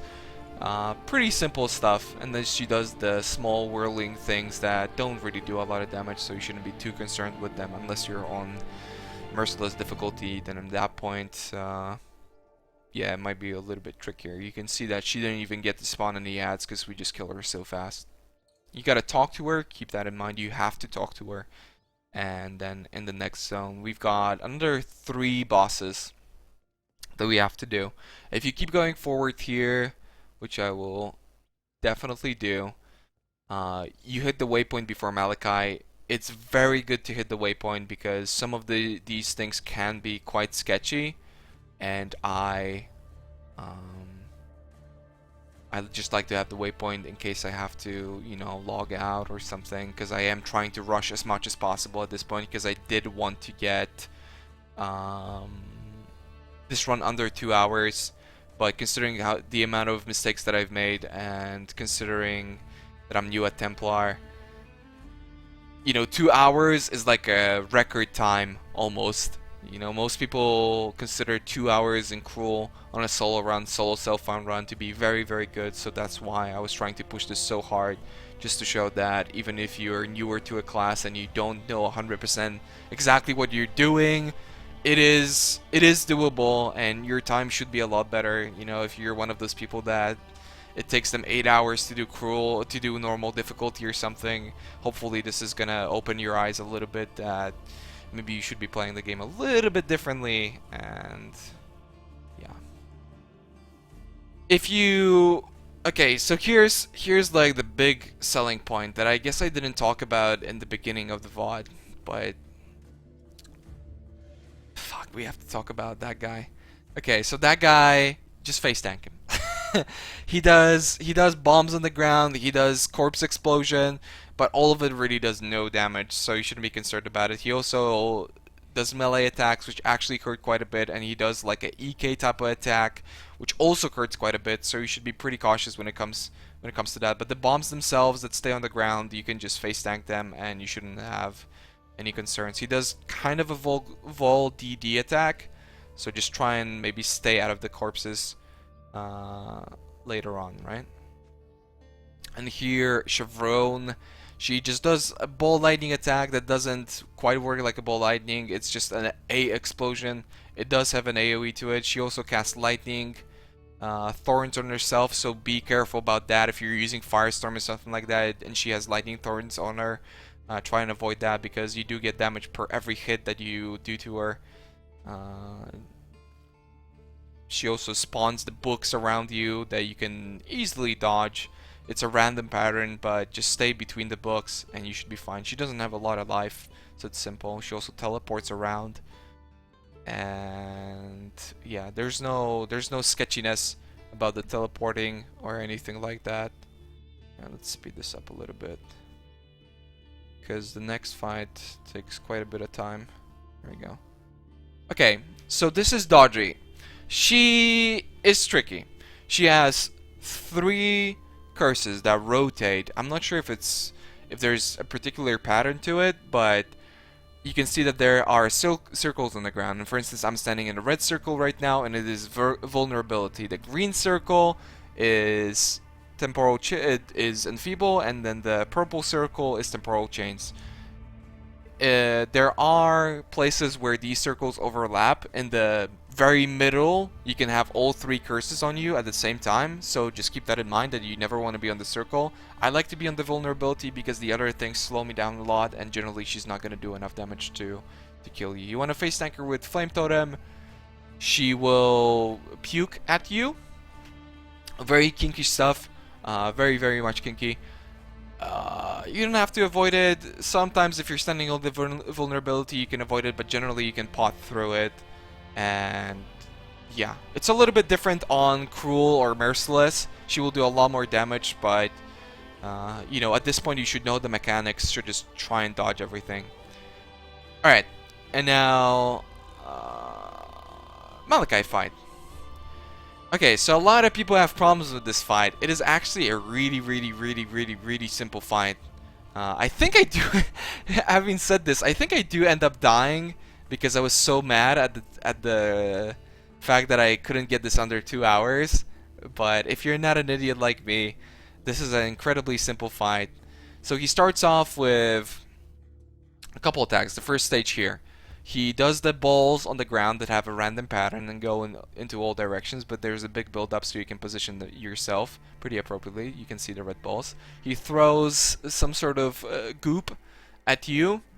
That's dodgeable. He does the tentacle thing, which deals cold damage, which slows you down. He also smashes, as you can see right there. It is a big wind-up attack, so pretty simple to dodge. And then every 25% he will do something to Piety, which makes her attack you, which she does the little vortex type effect on you, as she did in the other fight. So it basically doesn't do any damage. And also in the middle of the fight, when she's lasering him, so to say, don't run through the laser because it shocks you for, I think, 2 or 3 seconds. Just keep that in mind. And the maggots around you don't really do a lot of damage, but they're really good for refilling your potions. So just keep that in mind. If you need to refill your potions, if for whatever reason you don't have TPs, you can always use the maggots and it's going to be a lot easier. Alright, this stage, there's a lot more stuff here, as you can see. I dropped pretty low because I'm just trying to do this as fast as possible, and you shouldn't be doing this, you know? When you go fast, the devil laughs, which is a saying in Polish. I don't think it applies in English, but whatever. You get the idea. I'm just two-face tanky. But he does a couple things. He constantly spawns ads, which are really good for refilling your potions. He does place the little red circles on the ground, which you can see right over here. They're kind of hard to see, but yeah. Those are destructible. You can place your totem on them, you can throw your fire trap on them, and they will explode. They have a very high crit chance, so keep that in mind, that they could really mess you up. Because they can stun you, they can, if they crit you, they ignite you. Try and avoid them at all costs. He himself still throws the goop. He no longer smashes, so if you're melee, you shouldn't be concerned about that. He has some sort of barrage attack, which doesn't do a lot of damage. You should be able to face tank him if you're melee. And then every whatever percent of life, I'm not quite sure on the percentages. I think it's 75 and then like 40 and 20 or something. He will heal up a little bit, and you're going to be forced into attacking one of the hearts. You can see that 2 of the hearts are down here, and then he goes and activates the last heart. You just want to focus on the heart. He heals up to 50%. Once you kill the heart, he's killable again. And then also at that stage, he spawns the red circle. That is a degen. That doesn't do a lot of damage, but you still want to be avoiding it. It kind of follows you, but not really. And he also does... He throws 3 of the goops now, but they don't really do that much damage. You can see that I just tried to face tank him there. It was my bad. You know, you shouldn't be doing that. I'm just tilted at this point. And that's about it. Explaining this in such a short period of time seems really complicated, but it's a really simple fight. It's not that complex, and you can see that he's down at about 2 hours and 2 minutes. If I could have shaved this off by like 15 minutes, I think, if I wouldn't have died like an idiot, if I you know, knew how to play Firestorm a little bit better, if I didn't overkill stuff, and yeah, but you can see that even if you make a lot of mistakes, if you just focus on the main things that I explained, on the staying under leveled, on just practicing zone layouts, on you know, getting the appropriate weapons, trying to get the +1 early on, trying to get the movement speed, check your vendors, all that type of stuff. If you just focus on it, your clears should go a lot faster, like a lot faster. And those are small things that you can change that wouldn't really... Let's maybe show some gameplay still. Those are small things that you can change easily that will really affect your clears. And I think that's about it. I might do another series where I do this with different classes. Oh yeah, and again, something that I didn't talk about in the very beginning of the VOD, which I definitely should have, but there was just so much to talk about, is you can see that I'm using kind of a racing spec. You should be doing the same freaking thing. If you're playing as a Templar, please do the same thing, and then focus later on respecking. Because, I mean, I obviously don't know your build, but if you're starting Templar, there's not that much variation. If you're starting Witch, there's not that much variation in the builds that you want to do. So even at most, if you have to respec 20 points, you can do that through the skill quests, and trust me, this will be incredibly efficient. The game will be much easier to you. If you're playing like SRS or something like that, invest those 20 skill points into it at most, and it is really that it will make your leveling that much better, and you can easily respec those later on. So just keep that in mind. If you think that you don't, oh, I'm doing this but I don't need the fire nodes, you do need the fire nodes. You will need them. You won't need them later, but for right now, it will help you so much. But yeah, I think that's pretty much it. If you're on Twitch, thank you for watching. If you're on YouTube, thank you for watching. And I hope you guys enjoyed this. I tried to really cover everything, but I probably missed like a tremendous amount of things because it's just so much freaking talking at times, and talking non-stop for 2 hours was really difficult. But if you've got any questions on YouTube, try and leave them in the comment section below. I'll try and help you out. I'll try and do this for other classes. I'll try and do this for, you know, melee leveling, but really no promises. So again, see you guys around. Thanks very much for watching, and yeah.